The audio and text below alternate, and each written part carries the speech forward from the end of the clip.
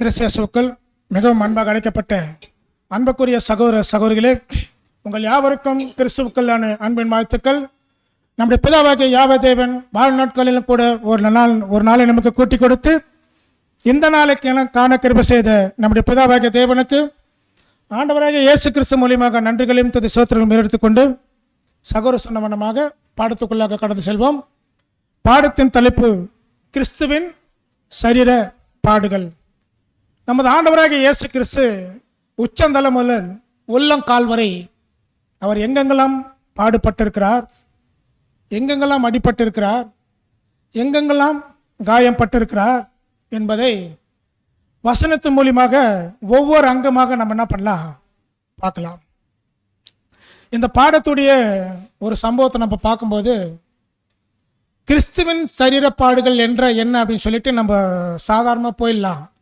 ஆனால் இதுக்குள்ளே போய் பார்க்கும்போது அவருடைய உச்சந்தல முடி முதல் உள்ளங்கால் வரைக்கும் அவருடைய பட்ட பாடுகளில் தேவன் வார்த்தைகளை, அவருடைய முன் தீர்க்கதரிசன வார்த்தைகளை பைபிள் அங்கங்கே மறைச்சி வச்சிருக்கிறார்.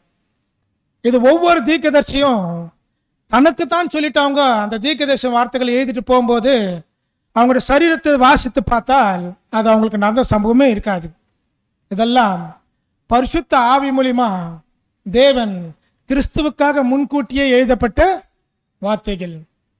சில வார்த்தைகள் பார்க்கும்போது தாவீது குறித்து இருக்கும், ஆனால் தாவீதுடைய அந்த வார்த்தைகளை வாசித்து பார்த்தோம்னா அந்த வசனத்துக்கும் தாவீதுக்கு சம்பந்தமே இருக்காது. அப்போ நம்ம யோசனை பண்ணி பார்த்துக்கலாம், ஓ இது யாரு குறித்து சொல்லப்பட்ட வார்த்தை? கிறிஸ்து குறித்து சொல்லப்பட்ட வார்த்தை. சாலமோன் ஞானி, கவிதை ஞானி, அவர் ஒரு அதிகாரத்தில் எழுதியிருப்பார்.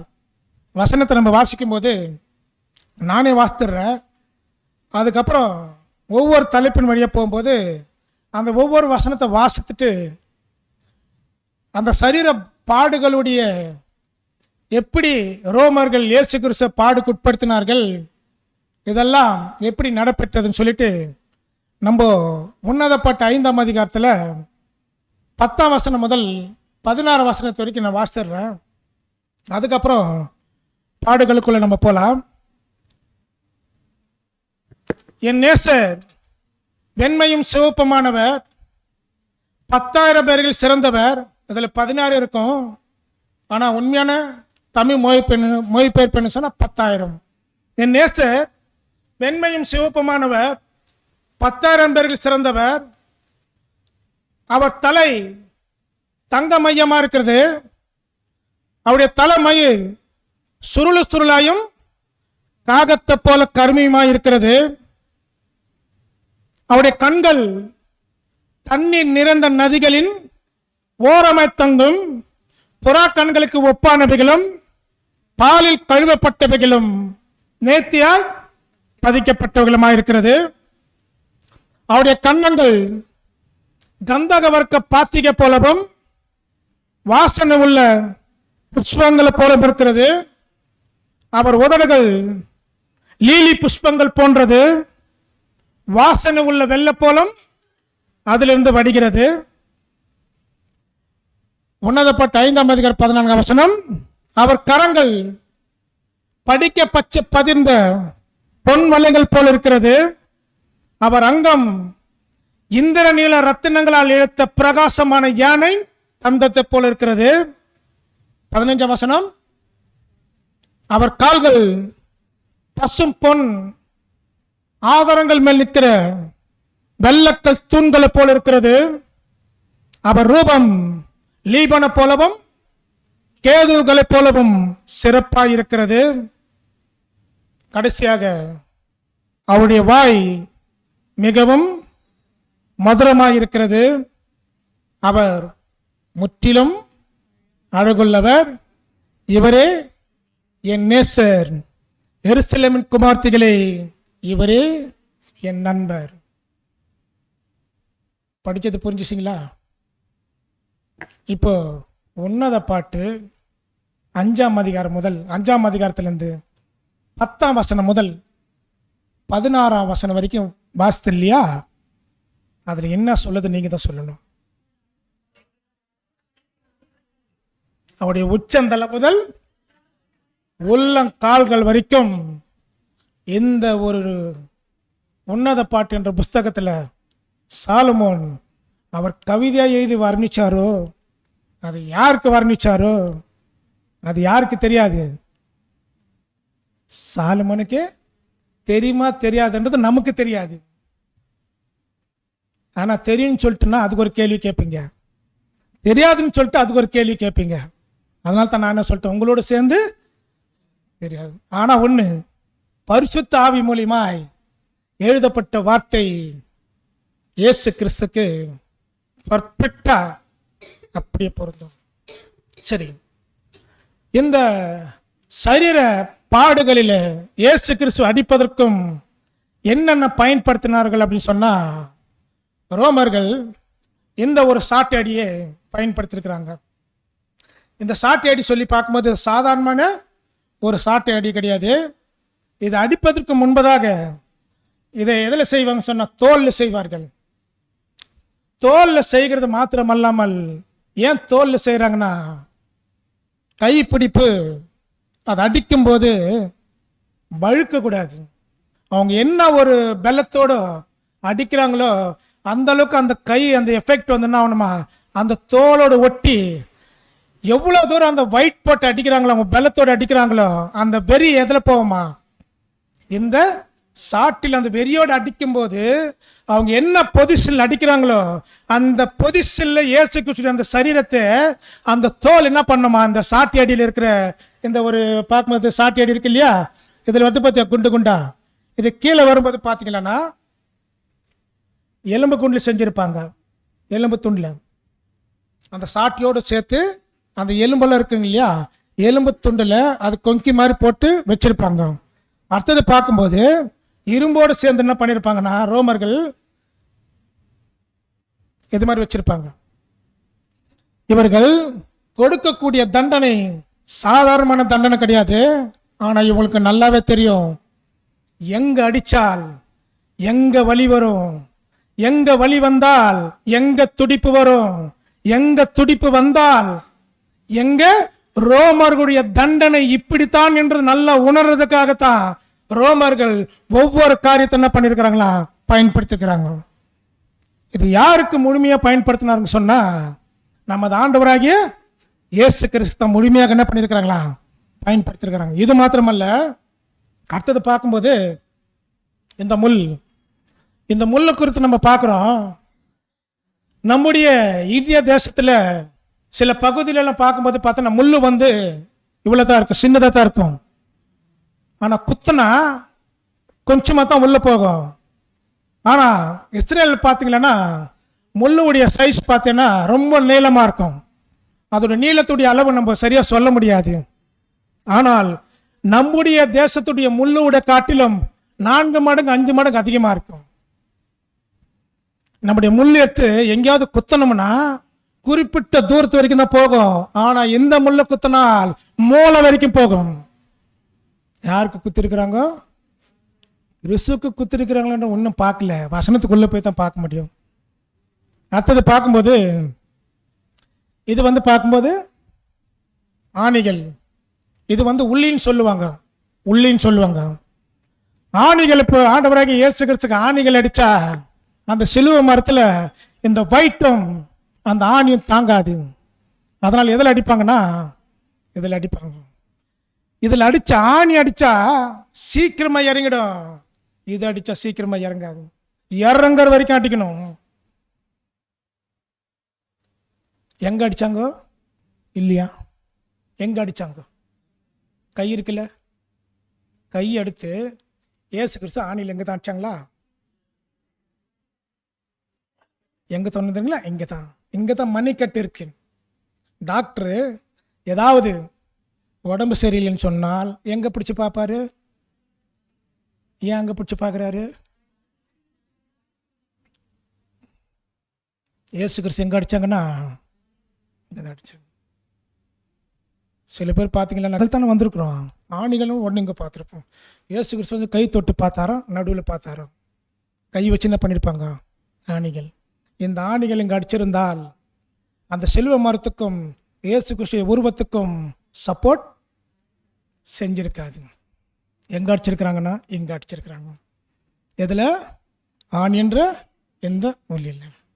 அடுத்தது எதை பயன்படுத்துகிறாங்க சொன்னால் இந்த ஈட்டி. இது யாருக்கிட்ட அதிகமாக இருக்குன்னு சொன்னால் ரோமர் சோல்ஜர்கிட்ட தான் ரொம்ப அதிகமாக இருக்கும். இதுக்கு எதுக்கு பயன்படுத்துனாங்க? இப்போது நிறைய பார்க்குறோம் இல்லையா, நம்ம கப்பலெல்லாம் போகும்போது படகுலெல்லாம் போகும்போது மீனவர்கள் என்ன பண்ணுவாங்க தெரியுங்களா? ஒரு மீனுக்கு மீனை தூண்டி போட்டு ஒரு மீனை போட்டு சின்ன மீன் போட்டு பெரிய மீன் பிடிக்கிறதுக்கோசரம் பெரிய மீன் வரும்போது ஒரு ஈட்டி எடுத்து ஒரு அடி அடிப்பாங்க. பார்த்துருக்கீங்களா? அந்த ஈட்டி போய் கரெக்டாக போய் குத்தும். எதுக்குன்னா மீன் குத்தணுன்னா அந்த மீன் அவர் எதிர்பார்த்த மாதிரி பெரிய மீனாக வரணும். இந்த ஈட்டி எங்கே பயன்படுத்திருக்கிறாங்கன்னா சாகும்போது கூட இயேசு கிறிஸ்து மேலே பரிதாபப்பட்டு என்ன பண்ணல, இல்லை உயிரோடு இருக்கிறாரா இல்லைன்னு சொல்லிட்டு என்ன பண்ணியிருக்கிறாங்க, குத்தி பார்த்துருக்குறாங்க. அடுத்தது இந்த சிலுவை மரம். இது எவ்வளோ வெயிட் இருக்குன்னு தெரியுங்களா? குறைஞ்சபட்சம் 50 முதல் 60 ஒரு வெயிட் இருக்கும். தூக்க முடியுமா? தூக்க முடியாது. இல்லை, தூக்கி இருக்கிறாரு. நம்மளால முடியாது, ஆனால் அவர் தூக்கி இருக்கிறாரு. அது கிறிஸ்துவின் சரீர பாடுகள். இவர் ஏதோ கெச்சமேன் தோட்டத்தில் கைது பண்ணிட்டு உடனே சிலுவை தூக்கிட்டு கொல்கொலா மலைக்கு போயிட்டு நீ சிலுவையில் மறிச்சிருன்னு சொல்ல, எல்லா பாடுகளும் பட்டுட்டு சரீரத்திற்கு என்னென்ன எடுக்க முடியுமோ எல்லாத்தையும் எடுத்து தான் அப்புறமா சிலுவை தூக்கி என்ன பண்ணியிருக்கிறாங்க, தோல் மேல் வச்சிருக்கிறாங்க. 3 நாள் சாப்பிடல, தண்ணியும் குடிக்கல. அடுத்தது பார்க்கும்போது இவர் வாயிலிருந்துனா வருது எச்சு. இந்த எச்சை என்ன பண்ணியிருக்கிறாங்க, இதையும் பார்க்கலாம். அடுத்தது இந்த கை என்ன பண்ணியிருக்கிறாங்க, இந்த கையும் கிறிஸ்துவுக்கு பயன்படுத்தியிருக்கிறாங்க. அடுத்தது இந்த ட்ரெஸ்ஸையும் என்ன பண்ணியிருக்கிறாங்க, சாகும்போது கூட ட்ரெஸ் என்ன பண்ணக்கூடாது, அத்தையும் என்ன பண்ணிட்டாங்க, உருவி எடுத்துருக்குறாங்க. நம்ம ஆண்டவராகிய இயேசு கிறிஸ்து மரித்த மரணம் சாதாரண மரணம் அல்ல, அவமான சின்னத்தின் உச்சந்தலை முதல் உள்ளங்கால்கள் வரைக்கும் அவமான சின்னமாக மாறுது. அவமான சின்னம் புரியுதா? துணியே இல்லை. ஏன்னா ஏதேன் தோட்டத்தில் ஆதாம் நிறுவனமாக இருந்தார். கெத்செமனே தோட்டத்தில் நம்ம ஆண்டவராகிய இயேசு கிறிஸ்து 3 நாள் நிறுவனமாய் பாடுகள் அனுபவித்தார். இப்போ எதை பார்க்கலான்னா உன்னத பாட்டு 1ஆம் அதிகாரம் 1ஆம் வசனத்தில் இந்த தலைப்பை வச்சுட்டு நம்ம பாடத்துக்குள்ளே போகலாம். என் நேசர் வெண்மையும் செவப்புமானவர். வசனத்தை வாசிக்கலாம். உன்னத பாட்டு 5ஆம் அதிகாரம் 10ஆம் வசனம். என் நேசர் வெண்மையும் சிவப்புமானவர், 10,000 பேர்களில் சிறந்தவர். எப்படி இருக்கிறாரா? என் நேசர் வெண்மை என்ன தெரியுங்களா? வெண்மை என்றால் வெள்ளை, சிவப்பு என்றால்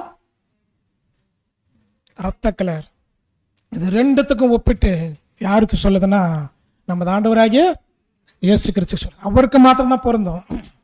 என்னுடைய நேசர் வெள்ளைன்னு சொன்னா பரிசுத்தம், அதில் எதுவும் இல்லையா, கலங்களே கிடையாதாம், கொஞ்சம் கூட கலங்கள் கிடையாதாம். அவர் பிறந்தது முதல் பரிசுத்தமாக தான் பண்ணியிருக்கிறாரா? உன்னிடத்தில் கர்ப்பத்தில் உருவாக்கும் குழந்தை அது எப்படின்னு சொன்னா பரிசுத்த உள்ளது. கிறிஸ்து வாழ்ந்த வாழ்க்கை எப்படி இருந்து சொன்னா பரிசுத்தமாக தான் அவரு வாழ்ந்திருக்கிறார். எப்படி வாழ்ந்தார் அப்படி சொல்லி பார்க்கலாம். வசனத்துல ஏசாயா 1ஆம் அதிகாரம் 18ஆம் வசனம். வழக்காடுவோம் வாருங்கள் என்று கர்த்தர் சொல்லுகிறார். உங்கள் பாவங்கள் சிவேர் என்று இருந்தாலும் உறைந்த மழையைப் போல் வெண்மையாகும், அவைகள் இரத்தாம்பர சிவப்பாய் இருந்தாலும் பச்சை போலாகும். எப்படி வெள்ளையாகும்? நாம் வழக்காடுவோம் வாருங்கள் என்று கர்த்தர் சொல்கிறார். உங்கள் பாவங்கள் சிவரே நின்றாலும் எப்படி உறைந்த மழை போல் வெள்ளையாகும். நம்முடைய பாவங்கள் எப்படி இருக்குதா? பாவமாக தான் இருக்குது. அதுக்கு எப்படி நம்ம என்ன பண்ண முடியாது? அது கலரு சொல்றது முடியாது. ஆனால் எந்த பரிசுத்தத்தினாலே நம்முடைய பாவங்கள் கழுவப்படுதுன்னு சொன்னா கிறிஸ்துவின் பரிசுத்த இரத்தத்தினாலே.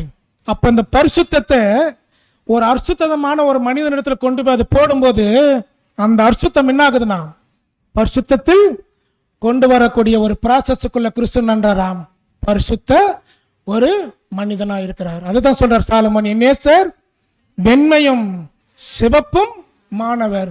10,000 பேர்கள் சிறந்தவர்னு சொன்னா ஏன் 10,000 பேர் சொல்றாருன்னு சொன்னா இன்னும் அதிகமா இருக்கிறாங்க. ஆனா கிறிஸ்துவ போல யாருமே இல்லை. நாமெல்லாம் பிறந்திருக்கிறோம். எப்படி பிறந்திருக்கிறோம் தெரியுங்களா? என் தாய் பாவத்திலும் கற்பம் தரித்தால், இதோ நான் துர்க்குணத்தில் உருவானேன். என் தாய் என்ன நம்ம பிறந்த நாள் முதல் வரைக்கும் இந்த நாள் வரைக்கும் எப்படி இருக்குன்னு சொன்னா பாவத்தில் தான். பாவத்திலிருந்து மீட்டெடுக்கணும்னு சொன்னா கிறிஸ்துவின் அந்த பரிசுத்தம் அவருடைய வார்த்தை இருந்தால்தான் நாம் என்ன செய்ய முடியுமா? பரிசுத்தமாக முடியும். அடுத்தது பார்க்கும்போது எதை சொன்னார்னா வசனத்தை வாசிக்கலாம். எபிரேயர் 9:22 நியாய பிரமாணத்தின்படி கொஞ்சம் குறைய எல்லாம் இரத்தத்தினாலே சுத்திகரிக்கப்படும். இரத்தம் சிந்துதல் இல்லாமல் மன்னிப்பு உண்டாகாது. நமது ஆண்டவராகிய இயேசு கிறிஸ்து என் நேசர் வெண்மையும் சிவப்புமானவர். பரிசுத்தமா இருக்கிறது மாத்திரமல்லாமல் என்ன பண்ணிருக்கிறாரா? ரத்தத்தை சிந்தி, ரத்த சிந்துதல் இல்லாமல் பாவ மன்னிப்பு இல்லை. ஆதாம முதற்கொண்டும் இன்று வரைக்கும் ஆதாமுக்குள் மரிக்கிற அனைவரும் கிறிஸ்து வந்த உயிரோடு எழுப்புற வரைக்கும் எதில் மீட்கப்பட்டார்களா? ரத்தத்தினால மீட்கப்பட்டார்கள். அது சாதாரணமான ரத்தம் அல்ல. அது எப்பேற்பட்ட ரத்தமா? என் நேசர் வெண்மையும் சிவப்புமானவர். அந்த ரத்தத்தில் பரிசுத்தம் இருக்குது. ஏன்? ஆதாமு பாவம் செய்யும் போது ஆதாமுக்குள் உண்டானவர்கள் யாராவது ஒருவர் வந்து ஈடு பலி கொடுத்திருக்கலாமே. ஏன் கிறிஸ்து வரணும்? ஏன் 2வது ஆதாம் வரணும்? பாவத்துக்கு பாவமா ஈடு பலி என்ன பண்ண முடியாது? கொடுக்க முடியாது. பாவத்துக்கு பரிசுத்தம் தான் என்ன பண்ண முடியும்? ஈடு பலி கொடுத்தால் தான் அது சுத்தமாக முடியும். அதுதான் சொல்றேன், நேசர் வெண்மையும் சிவப்புமானவர். 10,000 பேர்கள் சிறந்தவர். அவர் எப்படி இருக்கிறாருன்னு சொன்னா ஒட்டுமொத்த உலகத்து பாவத்தை நீக்க செய்யணும்னு சொன்னால் அப்படி பரிசுத்தமும், அடுத்தது அப்படி ரத்தம் இருந்தால் தான் என்ன பண்ண முடியும்? மீட்க முடியும். அடுத்தது எதை பார்க்கலாம் அப்படின்னு சொன்னா அவருடைய தலை பார்க்கலாம். அதுக்கு முன்பதாக இந்த வசனத்தை வாசிக்கலாம்.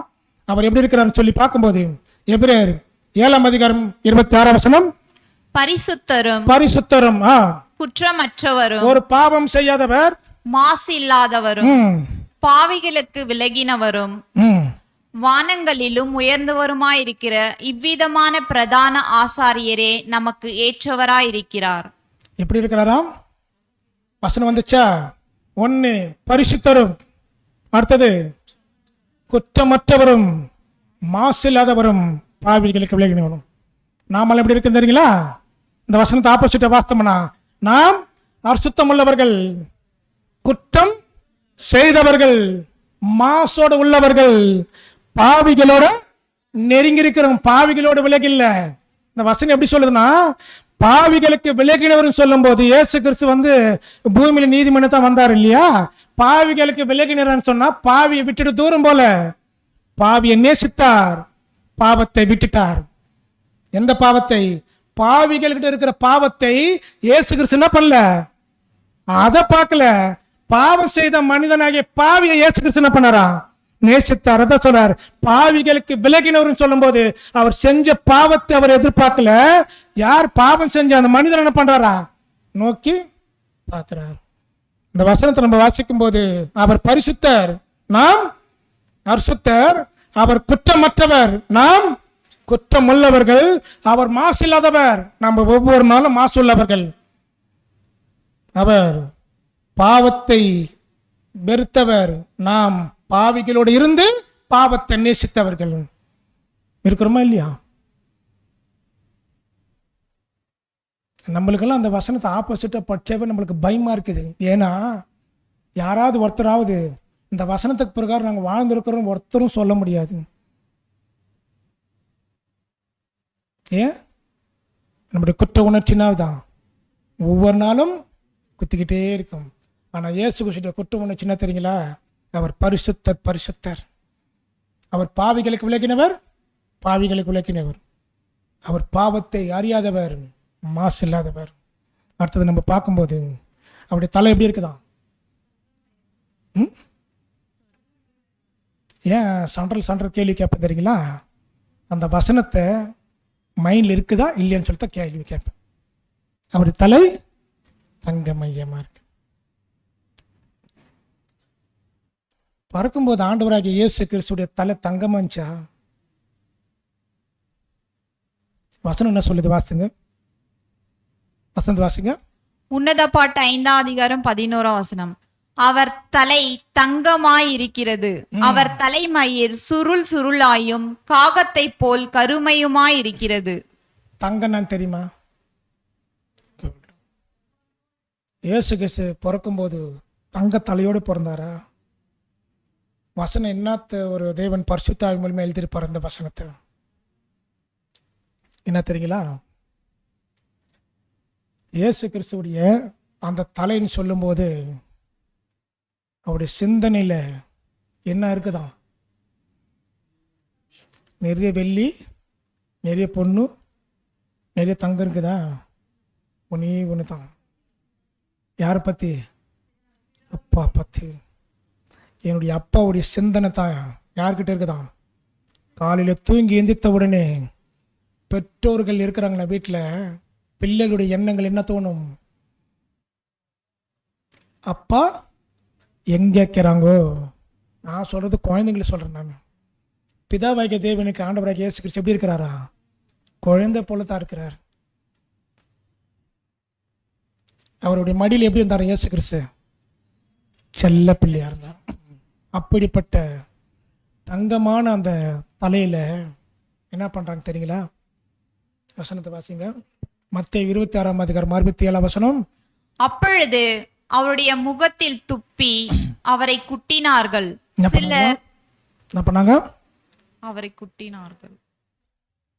குட்டினாங்களா? எப்படி இருந்திருக்கும்? இப்போ ஒரு கேள்வி. இயேசு கிறிஸ்து தலையில கொட்டுறாங்க இல்லையா? தலையில கொட்டும் போது அந்த தண்டனை யாருக்கு கொடுப்பாங்க உலகத்துல? ஒருத்தர் இருக்கிறாங்கன்னு வச்சுங்களேன், அவர் தலையில போய் கொட்டணும்னு சொல்லும்போது யாருக்கு கொட்ட சொல்லுவாங்க? தப்பு பண்ணுவோம். மேக்சிமம் இது எங்க நடக்குது? ஸ்கூல்ல நடக்குது, வீட்டிலலாம் நடக்கிறது இல்லை இப்போல்லாம். அதெல்லாம் அந்த காலம் மாறி போச்சு. தலையில கொட்டதில் அந்த காலம் மாறி போச்சு. இப்போ அடிக்கிறது பார்த்தா இஷ்டத்துக்கு அடிக்கிறாங்க, இஷ்டத்துக்கு தூக்கி போடுறாங்க. பெற்றவங்க பிள்ளைங்களை அடிக்கிறாங்க, பிள்ளைங்களை பெற்றவங்க அடிக்கிற மாறி போச்சு இப்போல்லாம். இந்த காலம் பெற்றவங்க பிள்ளைங்களை திட்டுறாங்க, பிள்ளைங்க வந்து என்ன பண்றாங்க? கேட்டு அமைதியா போறதில்ல, பெற்றவங்க பிள்ளைங்களை மறைக்கிறாங்க. அதெல்லாம் அந்த காலம். தப்பு பண்ண ஆசிரியர் என்ன தெரியுமா பண்ணுவாரு? ஓங்கி தலையில ஒரு கொட்டு கொட்டு. அந்த வலி வாங்கின பின்பு அந்த எப்படி இருக்கு தெரியுங்களா? அது அந்த மூளைக்கு போன அந்த வலி என்ன பண்ண, அப்படியே அந்த கரண்ட் சாகச்சு எப்படி இருக்கும்? மின்காம் பூச்சி மாதிரி வருது இல்லையா? அந்த மாதிரி அனுபவிச்சுக்கிறீங்களா? நீங்க அனுபவிச்சுக்கல, நான் கேள்வி கேட்கல, நான் அனுபவிச்சுக்கிறேன். எப்பவுமே ஒரு பாடங்கள் சொல்லும் போது என்னுடைய எக்ஸாம்பிள் வச்சு தான் நான் சொல்ல முடியும். நான் அனுபவிச்சுக்கிறேன். இயேசு கிறிஸ்துவே ஒருத்தர் கொட்டினாங்களா இல்லை பல பேர் கொட்டினாங்களா? பல பேர்னு சொல்லிட்டு ஒருத்தர் தான் சொல்றீங்க. பைபிள் படிச்சும் கரெக்டாக சொல்லலாம். இயேசு கிறிஸ்து ஒருத்தர் கொட்டினாங்களா பல பேர் கொட்டினாங்களா? ஆமான்னு சொன்னா நான் வசனத்தை கேட்பேன். கேள்வி புரிஞ்சுச்சா? இயேசு கிறிஸ்து ஒருத்தர் கொட்டினாங்களா பல பேர் கொட்டினாங்களா? சத்தமா? பல பேர். ஓகே, வசனத்தை வாசிங்க. ஒருத்தர் 2 பேர் கொட்டல, சில பேர் கொட்டியிருக்கிறாங்க. எந்த தலையில? அவருடைய தலை தங்கமயமான தலையில சில பேர் கொட்டியிருக்கிறாங்க. வசனத்தை வாசிக்கலாம். அப்பொழுது அவருடைய முகத்தில் துப்பி அவரை குட்டினார்கள். சிலர் அவரை கன்னத்தில் அறைந்து, இப்ப என்ன பண்ணிக்கிறானா, சிலரும் குட்டி இருக்கிறாங்க, சிலரும் கன்னத்தில். அந்த கன்னத்துடைய சப்ஜெக்ட் வரும்போது, தலைப்பு வரும்போது தான் நம்ம பார்க்க முடியும். ஒவ்வொருடைய அந்த தலைக்கும் அந்த சரீரத்துக்கும் அந்த உறுப்புகளுக்கும் என்ன வசனத்தை தேவன் கொடுத்திருக்கிறார் என்பது உள்ள என்பதை பார்க்கலாம். அந்த தலையை குட்டுகள் மாத்திரம் அல்லாமல் என்ன பண்ணாங்க தெரியுங்களா, சிரசில அடிச்சிருக்கிறாங்க. எப்படி அடிச்சிருக்கிறாங்க பாருங்க. மத்தேயு 27 அதிகாரம் 30 வசனம். அவர் மேல் துப்பி அந்த கோலை எடுத்து அவரை சிரசில் அடித்தார்கள். என்ன பண்ணிருக்கிறாங்களா, தலையில அடிச்சிருக்கிறாங்க. குட்டி இருக்கிறாங்க, தலையிலும் அடிச்சிருக்கிறாங்க. அவர் அடிக்கும் போது ஆண்டவராகிய இயேசு கிறிஸ்துவின் தலையில குட்டும் போதும் அந்த சிரசில் அடிக்கும் போது கையில் அடிச்சிருப்பாங்க, கோலில் அடிச்சிருப்பாங்க. எந்த அளவுக்கு இந்த ரோம சோல்ஜர்ஸ் இயேசு கிறிஸ்துவை அவமானப்படுத்த முடியுமோ, எந்த அளவுக்கு அந்த வலிகளை உணர முடியுமோ, எந்த அளவுக்கு அந்த மூளைக்கு போய் ஆண்டவராகிய இயேசு கிறிஸ்து அந்த வலிகளை கொண்டு வர முடியுமோ, அந்த அளவுக்கு சில பேர் என்ன பண்ணிருக்கிறாங்களா, மாறி மாறி தலையில கொட்டி இருக்கிறாங்களா. ஒருத்தர் 2 பேர் கொட்டினா கூட பரவாயில்ல, அந்த வலி தாங்கிடலாம். அவமானப்பட்டு நமது ஆண்டவராகிய இயேசு கிறிஸ்து அந்த வலியை தாங்கி கொண்டு என்ன பண்றாரா, அமைதியா இருக்கிறார். ஏன், புஸ்தக சொரியிலே எங்க அப்பா என்னை குறித்து என்ன பண்ணியிருக்கிறாரா, எழுதியிருக்கிறார். இந்த பாடுகளை ஒரே பாடுகளில் முடிச்சுட்டா இது கிறிஸ்துவின் சரீர பாடுகள் கிடையாது, பிதாவாகிய தேவனுக்கு கொடுக்க வேண்டிய ஈடுபலியும் கிடையாது. வேதத்தில் சொல்லப்பட்ட ஒவ்வொரு வசனத்தையும் ஆண்டவராகிய இயேசு கிறிஸ்து தேடி தேடி பார்த்து என்ன பண்ணியிருக்கிறாரா, கண்டுபிடிச்சு என்னை குறித்து எழுதியிருக்கிறது. நமக்கெல்லாம் மரண நாள் என்னன்னு தெரியுமா, தேதி மரண நாள். நாளைக்கு நான் சாவ போறேன்னு மரண நாள் எனக்கு தெரிஞ்சிச்சேன்னா நான் எப்படி இருப்பேன்? சரி, உங்களுக்கு நீங்கள் 12 மணிக்கு சாவ போறீங்க, தயவுசெய்து நான் உங்களுக்கு தப்பாக நினைக்காதீங்க. உதாரணத்துக்கு சொல்ல, நீங்கள் சாவ மாட்டீங்க, ஒரு 9 வருஷம் நல்லா இருப்பீங்க. ஒரு உதாரணத்துக்கு சொல்கிறேன், யாராவது ஒரு எக்ஸாம்பிள் எடுத்துக்கலாம். சர்ச்சை முடிஞ்ச பிறகு யாராவது ஒருத்தர் சாவ போறீங்கன்னு சொல்லிட்டு உங்களுக்கு தெரிஞ்சிச்சேன்னா நீங்கள் என்ன பண்ணுவீங்க? இப்போ சர்ச்சைக்கு உட்காருவீங்களா? நமக்கெல்லாம் மரண நாள், மரண தேதி, மரண டைம் தெரிஞ்சாலே உச்சந்தலை முதல் உள்ளங்கள் ஒரு ஆட்டம் போயிடும். ஐயோ, இந்த வீடு யாருக்கு போவோம், இந்த கார் யாருக்கு விட்டுட்டு போக போறோம், நம்முடைய மனைவி பிள்ளைகள் எல்லாம் யாருக்கு விட்டுட்டு போக போறோம், நம்முடைய சொந்த பந்தங்களை எங்க விட்டுட்டு போக போறோம், என்ன வருமா வராதா? கண்டிப்பாக வரும்.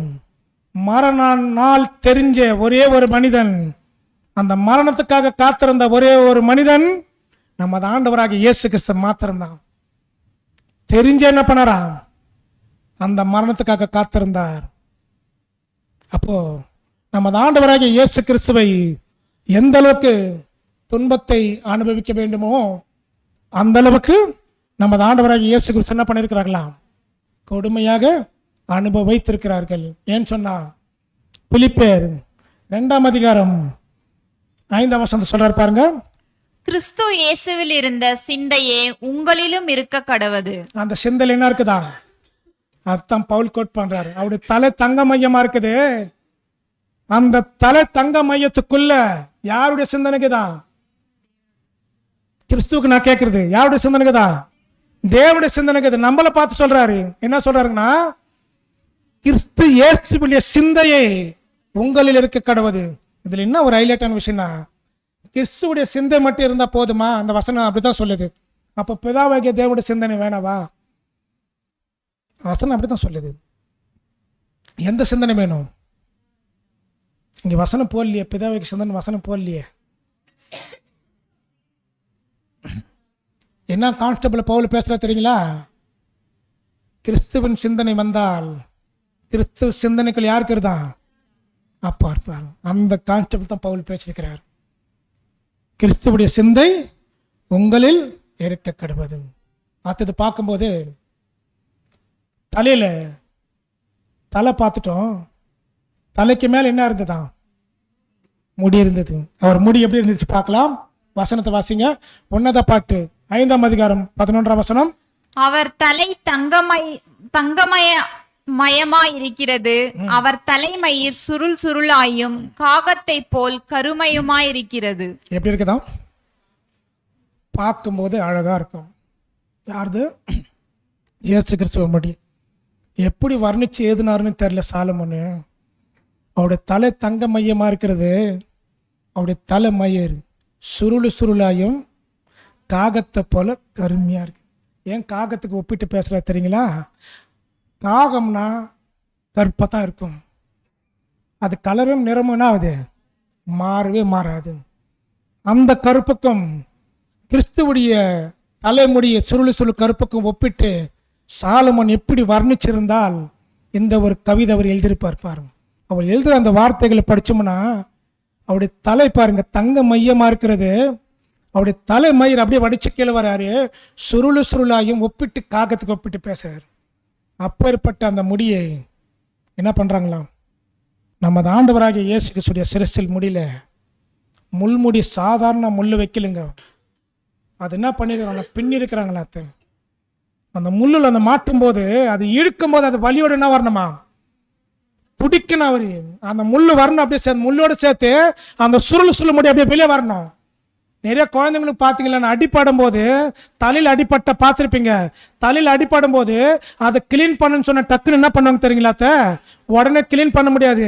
அந்த ரத்தத்தினால அது ஊறி அந்த முடி என்ன ஆகும் தெரியுங்களா, அந்த முடி அப்படியே சப்பியாயிடும். கொஞ்சம் அது எடுக்கும் போது அந்த ரத்தத்தை கிளீன் பண்ணும்போது அந்த பிள்ளையுடைய காயப்பட்டவருடைய அந்த தலை எவ்வளோ துடிப்பிச்சிருப்பாங்க பார்த்துருக்கீங்களா. மெதுவாக எடுப்பாங்க. டாக்டர் கூட சரிங்க அத்தை இன்ஃபெக்ஷன் மருந்து போடும்போது சரி, ஏதாவது போடும்போது சரி, அது எடுக்கும்போது என்ன பண்ணுவலாம், மெதுவாக எடுப்பாங்க. ஏன்னு சொன்னால் இந்த ஒரு முடியினால அந்த வலியினால எடுக்கும்போது அவருக்கு வேதனைப்படுவாங்க. யாருக்கு தெரியும்? டாக்டருக்கு தெரியும், பெற்றோர்களுக்கு தெரியும். இயேசு கிறிஸ்துடைய தலையில் இந்த முடியை பின்னி வச்சிருக்கிறாங்க சொன்னால் சாதாரணமாக எடுத்த வந்திருக்கும். அந்த முடியை பின்னி அப்படியே மேலோட்டமாக வைக்க மாட்டாங்களாம், கோலில் எடுத்து அடிப்பாங்களாம். அந்த கூராக இருக்கிற அந்த முள்ளுடைய அந்த ஷார்ப்பு எங்கே போவோம் தெரியுமா, கரெக்டாக மூளைக்கிட்ட போவோம். மூளைக்கிட்ட மட்டுமா போவோம், கரெக்டாக எங்கே வரும், கண்ணுக்கிட்ட வரும். கண்ணு அசைக்கவும் முடியாது, கண்ணு நல்லாவே இருக்கும். அங்கே குத்தப்படும் போது சிகப்பான அந்த ரத்தம், பரிசுத்தமுள்ள அந்த ரத்தம் அந்த கண்களில் இருந்து பாயும்போது நம்ம ஆண்டவராகிய இயேசு கிறிஸ்து அந்த கண்கள் வர அந்த ரத்தத்தை கூட தொடுக்கிறது கூட என்ன பண்ணலையா, கை விடலையா. அது எப்படிப்பட்டது வேதனையா இருக்கும் பாருங்க. அந்த முள் எடுக்கிறாங்க, எடுக்கப்பட்ட அந்த முள்ளை குறித்த வசனத்தை வாசிக்கலாம். மார்க்கு 15:17 சிவப்பான மேலங்கியை அவருக்கு உடுத்தி முள்முடியை பின்னி அவருக்கு சூட்டி. என்ன பண்றாங்களா, முள்முடியை பின்னி இப்படிதான் இருக்கு அந்த இஸ்ரவேல்ல அந்த முள்முடியை பின்னி அது என்ன பண்றாங்களா, சூட்டுறாங்க. அந்த முள்முடியை சூட்டுகிறது மாத்திரம் அல்லாமல் அதை வைக்கிறாங்களே அந்த சோல்ஜர்ஸ் ரோமர்கள், எங்க அவங்க கையை குத்திக்குமோன்னு சொல்லிட்டு ஜாக்கிரதை வைப்பாங்களா.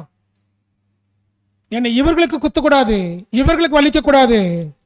தண்டனை கொடுத்த ரோமர்கள் கிறிஸ்துவுக்கு என்ன பண்ணுமா, வலிக்கணும். வலிச்சிருக்குமா, கண்டிப்பா துடிச்சிருப்பாரா. ஏன்னா மாம்சத்தோடு வந்த ஆண்டவராக இயேசு கிறிஸ்து வலி என்னன்னு அவருக்கு நல்லாவே தெரியும். பாடுகள் கஷ்டங்கள் என்னன்னு அவருக்கு நல்லாவே தெரியும். கிள்ளனாலும் வலி என்னன்னு தெரியும். எவ்வளவு துடிச்சிருப்பார் ஆண்டவராக இயேசு கிறிஸ்து.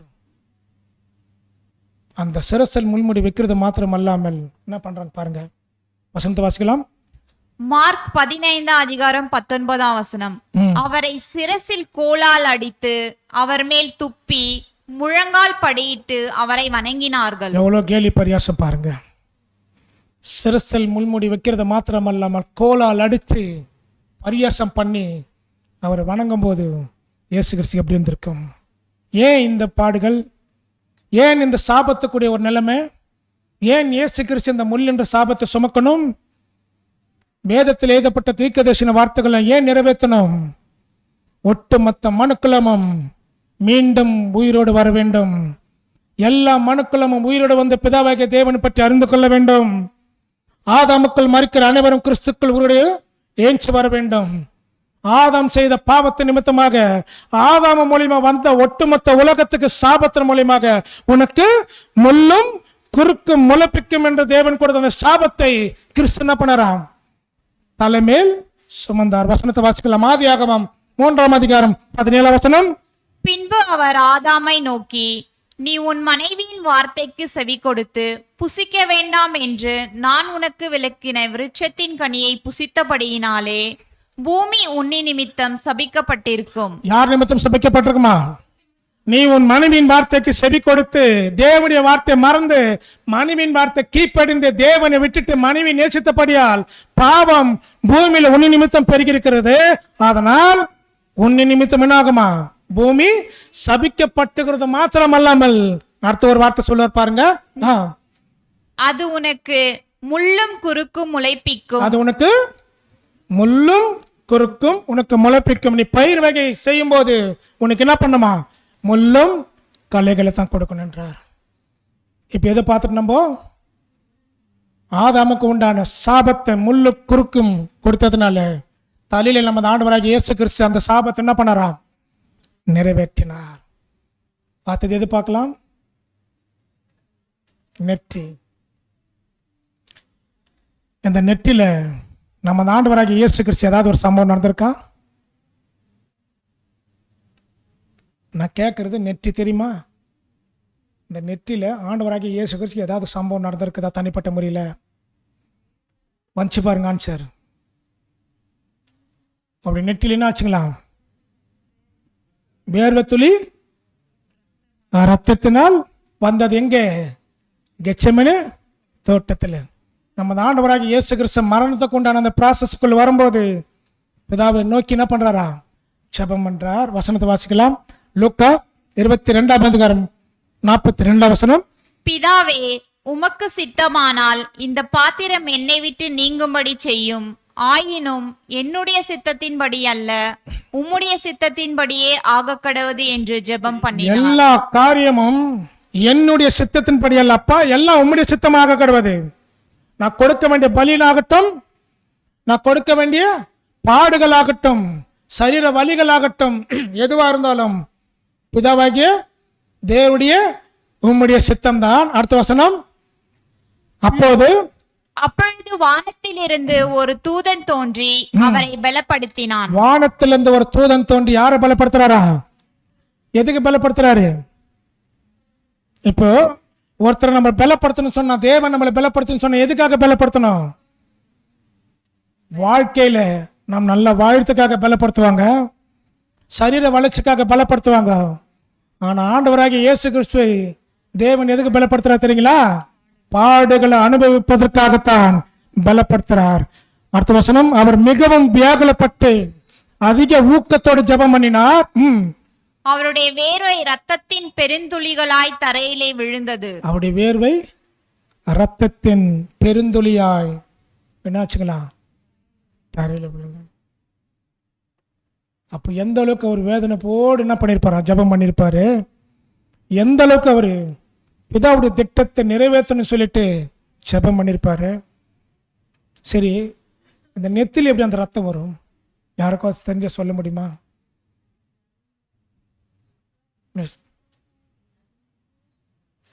நெத்தில எப்படி ரத்தம் வரும் ஜெபம் பண்ணா?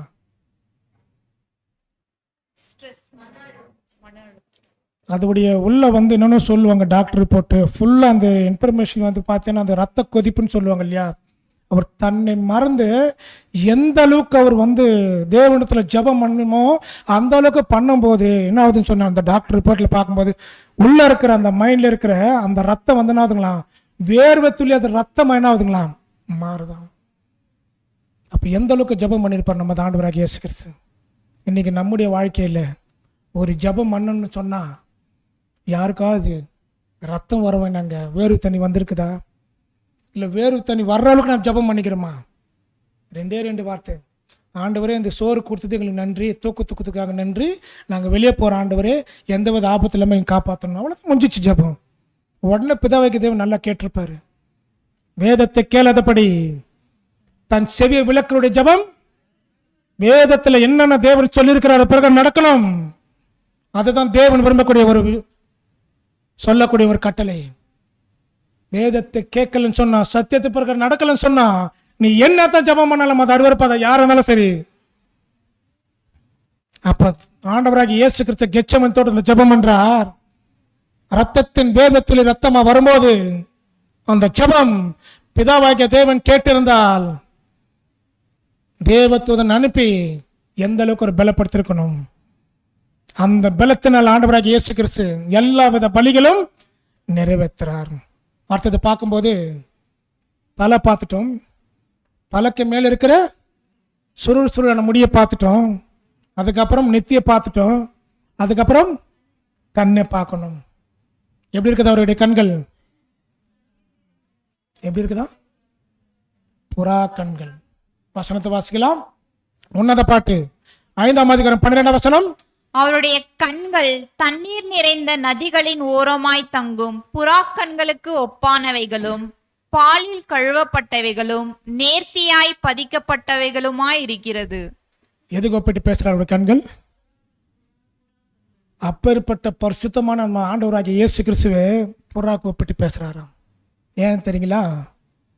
அந்த புறாவுடைய கண்களில் எந்த வித கலப்படம் இருக்காதான். நம்முடைய கண்கள் பார்த்தீங்கன்னா நேராக இருக்கும். ஒரு டைம் யாருன்னு அந்த பக்கம் பேசுனா டக்குன்னு அந்த கண் இப்படி போகும், அவ்வளோதான் ரியாக்ஷன். இந்த பக்கம் அவ்வளோதான் போகும். ஆனால் புறா கண்கள் எப்படி தெரியுங்களா? 4 பக்கம் சுற்றி பார்க்கும். இப்படி சுற்றிச்சோன்னா கரெக்டாக பின்னாடி கூட தெரியும் புறா கண்களுக்கு. எப்படி தெரியுங்களா? ஆண்டவராகிய இயேசு கிறிஸ்து கண்கள், அவருடைய கண்கள் தண்ணீர் நிறைந்த நதிகளில் ஓரமாய் தங்கும் புறா கண்களுக்கு ஒப்பானவைகளும் பாலில் கழுவப்பட்டவைகளும் நேர்த்தியாய் பதிக்கப்பட்டவைகளுமாய் இருக்கிறது. சாதாரணமான கண் இல்லை. இந்த கண்ணு அவர் எப்படி தெரியுமா பார்த்துருப்பாரு? ஒவ்வொருத்தரையும் வெறுக்கிற என்ற நோக்கத்தோடு அவர் பார்த்துருக்க மாட்டார். எல்லாரும் பார்க்கும்போது அடிக்கிறவர்களையும் துன்புறுத்துறவர்களையும் காரி துப்புனவர்களையும் வெறுத்தவர்களையும் நமது ஆண்டவராகிய இயேசு கிறிஸ்து எப்படி பார்த்திருப்பாராம்? கலங்கம் இல்லாத பாலில் கழுவப்பட்ட கண்ணீரோட ஆண்டவராகிய இயேசு கிறிஸ்து பார்த்திருப்பார். நமது ஆண்டவராகிய இயேசு கிறிஸ்து பைபிள்ல அழிந்திருக்கிறது பார்த்திருக்கீங்களா? எங்கங்கள் அழிந்திருக்கிறார்? வசனத்தை வாசிக்கலாம். லூக்கா 19ஆம் அதிகாரம் 41ஆம் வசனம். அவர் சமீபமாய் வந்தபோது நகரத்தை பார்த்து அதற்காக கண்ணீர் விட்டு அழுது. எதற்காக அழுறாரா? எனக்காகவும் அழாதீங்க, உங்களுக்காகவும் உங்கள் பிள்ளைகளுக்காக அழுங்கள். இப்பேற்பட்ட கண்களில் நமது ஆண்டவராகிய இயேசு கிறிஸ்து என்ன பண்றாங்க தெரியுங்களா? கண்ணை கட்டி தான் அடிக்கணுமா? என்ன கண்ணை கட்டாமல் அடிக்கலாமே? ஏன்? அவருக்கு நடக்கிறது எல்லாமே தெரியுமே. கண்ணை கட்டி என்ன பண்றாங்களாம்? அடிக்கிறாங்க. அவருடைய கண்களை கட்டி அவருடைய முகத்தில் அறிந்து, உம்மை அடித்தவன் யார்? அதை நான் சித்தியானால் எனக்கு அறிவி என்று கேட்டருங்க. கண்ணை கட்டி தான் அடிக்கணுமா? அப்படியே அடிச்சிடலாமே. புறா கண்கள் எப்படி தெரியுங்களா? முன்னாடி நடக்கிறதுக்கு தெரியும், சுத்தி பார்த்தால் பின்னாடி நடக்கிறதுக்கு தெரியும். அதுக்கு தான் இயேசு சொல்றார், அவருடைய கண்கள் தண்ணீர் நிறைந்த நதிகளின் ஓரமை தங்கும் புறா கண்களுக்கு ஒப்பானவைகள் ஒப்பிட்டு பேசுறாருன்னு சொன்னா, நீங்க அடிச்சது யாருன்னு அவருக்கு தெரியும், அடிக்க போறது யாருன்னு அவருக்கு தெரியும். ஆனால் அந்த இடத்துல ஆண்டவராகிய இயேசு கிறிஸ்து பிதாவின் பரிசுத்த ஆவியை என்ன பண்ணல? அவரு யூஸ் பண்ணவே இல்லை. எங்கெங்க யூஸ் பண்ணமோ அந்த இடத்துல ஆண்டவராகிய இயேசு கிறிஸ்து என்ன பண்றாரா? யூஸ் பண்றார். சரி, இந்த கண்களில் நமது ஆண்டவராகிய இயேசு கிறிஸ்துவே அன்போடு துரோகம் பண்ணினவர்களை அன்போடு பார்த்தவர்கள் இயேசு கிறிஸ்து யாராவது பார்த்திருக்கிறாரா? கேட்ட கேள்வி புரியுதுங்களா? இப்போ நமக்கு யாராவது துரோகம் பண்ணால் எதிரில் வராங்கன்னா அவங்கள எப்படி பார்ப்போம்? அன்பை பார்ப்போமா? என்ன சிஸ்டர்? வேற துரோகம் பண்ணிட்டீங்களே வாங்கன்னு சொல்லிட்டு கட்டி அணைச்சு, நீங்கள் எனக்கு நேற்று துரோகம் பண்ணீங்களே அந்த துரோகத்தை நான் மறந்துட்டேன்னு சொல்லிட்டு கட்டி பிடிச்சி அன்பின் பரிமாற்றத்தை செய்வீங்களோ? ஏன் இல்லைன்றது தெரியுங்களா? நம்ம பண்ணினுக்கிறோம் அந்த மாதிரி. அது எவ்வளோ தான் சத்தியம் கேட்டாலும் நம்ம என்ன பண்ணுறதில்ல. மனம் எல்லார் முகத்திலும் சில பேர் முகத்தில் சிரிப்பு வருதுன்னு என்ன தெரியுங்களா? துரோகத்தை துரோகிகளை நம்ம மன்னிப்பதில்லை. ஆனால் ஆண்டவராகிய இயேசு கிறிஸ்துக்கு துரோகம் பண்ணினார்கள். ஆனால் அவர் எப்படி பார்த்தார் தெரியுங்களா? அந்த பார்வையிலேயே வசனத்தை வாசிக்கலாம். லூக்கா 22ஆம் அதிகாரம் 61ஆம் வசனம். அப்பொழுது கர்த்தர் திரும்பி பேதுருவை நோக்கி பார்த்தார். யாரை பார்க்கிறாரா? ஏன் இந்த பார்வை எப்படி இருந்திருக்குமா? இயேசு கிறிஸ்து அந்த அரண்மனையிலேருந்து உள்ள வராரு. பேதுரு உள்ள இருக்கிறாரு. பேதுரு அவ்வளோ சீக்கிரமா சாதாரணமாக என்ன பண்ண முடியாது, அந்த அரண்மனைக்குள்ளே போக முடியாது. யார் மூலியமா போனார்னா யோவான் மூலியமா உள்ள போயிருக்கிறாரு. யோவான் எப்படி உள்ள போனார்னா யோவானுக்கு அந்த பிரதான ஆசாரியனுக்கும் சொந்தக்காரு. அதனால பேதுரு அந்த பரிதாபத்தோடு உள்ள போகும்போது யோவான் என்ன பண்றாரா, அண்ணா நீங்க உள்ள வாங்கன்னு சொல்லிட்டு நான் உன்ன கூட்டின்னு போறேன்னு சொல்லிட்டு யோவான் மூலியமா பேதுரு போறாரு. மறுதளிச்ச கூட அவர் பலவீனத்தில் மறுதளிச்சிருக்கிறார். ஆனா இயேசு கிறிஸ்து என்ன நடந்ததோ அது போய் பார்க்கறதுக்கு என்ன பண்ணிருக்கிறாரா, பேதுரு ஒளிஞ்சுன்னு உள்ள போய்கிறார். உள்ள போன பின்பு அங்கங்க ஒரு சம்பவம் நடக்குது. நீ அவனோடு இருந்தவன் தானே? இல்லை, நான் இல்லை. இன்னொரு இடத்துல போகும்போது அந்த ஸ்திரீ கேட்குறாங்க, நீயும் கலிலேயன் தானே? அவனோட நாங்கள் உன்னை பார்த்துருக்கோம், முகம் எனக்கு நல்லா தெரியும். ஏசுக்கு பார்த்தீங்கன்னா சொல்லியிருக்கிறார், அவர் கண்டபடி திட்டியிருக்கிறார். 3 தரம் மறுதளிச்ச பின்பு என்ன கூச்சான்? வசனத்தை வாசிங்க. அப்பொழுது இயேசு தம்முடைய தாயையும் அருகே நின்ற தமக்கு அன்பாயிருந்த சீஷனையும் கண்டு தம்முடைய தாயை நோக்கி, ஸ்திரீயே, அதோ உன் மகன் என்றார். எந்த வசனம் வேண்டாம், அந்த வசனம் வேண்டாம், அந்த வசனத்தை வாசிங்க. லூக்கா 22:61. அப்பொழுது கர்த்தர் திரும்பி பேதுருவை நோக்கி பார்த்தார். சேவல் கூவுகிறதற்கு முன்னே நீ என்னை 3 தரம் மறுதலிப்பாய் என்று கர்த்தர் தன்னிடத்தில் சொன்ன வசனத்தை உடனே பேதுரு நினைவு கூர்ந்து. எப்ப நினைவு கூர்ந்தார் பேதுரு? இயேசு கிறிஸ்து சொன்னாரா, சேவல் கூவுவதற்கு முன்னமே என்னை நீ 3 தரம் மறுதலிப்பாய் என்று பேதுருக்கு சொன்னாரு. கரெக்டா இயேசு கிறிஸ்து அங்க வராரு. இயேசு கிறிஸ்து சாதாரண பாடுகள் மத்தியிலும் சரீர பாடுகள் மத்தியிலும் அங்க வராரு. வந்த பின்பு சுத்தி யாரையும் பார்க்கல, அண்ணாவும் பார்க்கல, தாய்பாவும் பார்க்கல, பிலாத்தும் பார்க்கல, ரோம சங்கத்துடைய அதிகாரி யாருமே பார்க்கல. ஆனா சொன்ன அந்த வசனத்தை கரெக்டா பேதுரு நினைவு கூறணும்னு சொல்லிட்டு அந்த ஒரு சேவல் கூவும்போது இயேசு கிறிஸ்து கரெக்டா பார்த்தார். திரும்பி இப்படி பார்த்த பின்பு பேதுருக்கு எப்படி இருந்திருக்கும்? உடனே இயேசு கிறிஸ்து சொன்ன வார்த்தை நினைவு கூறுறார். புறாக்கண்கள் இருக்குது இல்லையா கிறிஸ்துவுக்கு? இந்த புறாக்கண்களின் பார்வை பேதுரு மீது பட்ட பின்பு இதற்கு என்ன பதில் கொடுக்கலாம்? அன்பான பார்வையா இல்ல வெறுப்பான பார்வையா?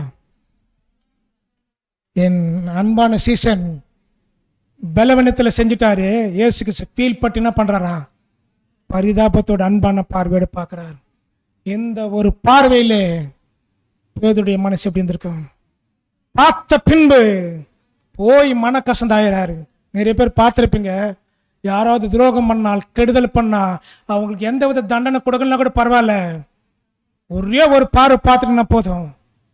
அந்த பார்வைக்கு அவ்வளோ சக்தி இருக்குது, அவ்வளோ வலிமை இருக்குது. ஆனால் தண்டிக்கிறதுக்காக பார்க்கல, பலவீனத்தில் இந்த மாதிரி காரியத்தை செய்யும்போது அன்பான பார்வை இயேசுக்கு என்ன பண்ணியிருக்கிறாரா பார்க்குறாரு.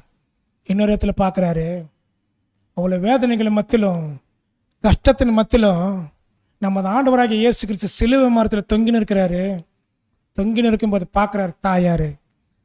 பார்த்த பின்பு அவருடைய கண்கள் எந்த அளவுக்கு வேதனைப்பட்டிருந்தால் என்னுடைய தாயார் என்னை யாருக்கிட்ட விட்டுட்டு போவேன்.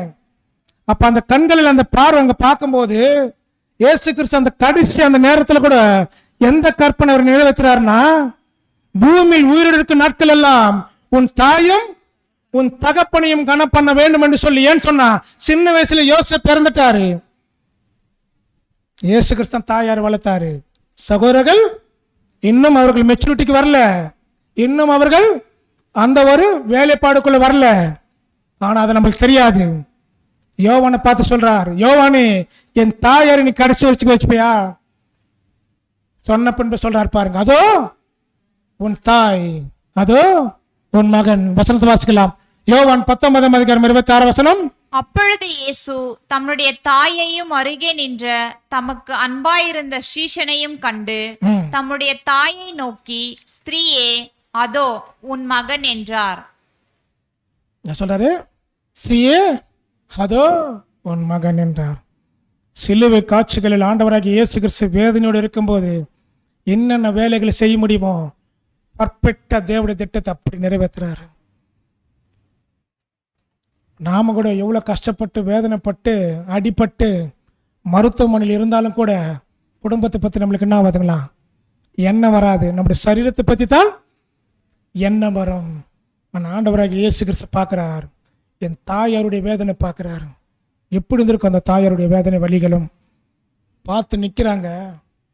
சின்னதாக ஒரு பெற்றோர்கள் அந்த குழந்தைங்களை செல்லமாக வளர்க்கும் போது அந்த குழந்தை கீழே விழுந்துட்டா கூட ஐயோ அம்மான்னு கத்தும் போது அந்த தாயாரோட உள்ளம் எப்படி துடிச்சிருக்கும்?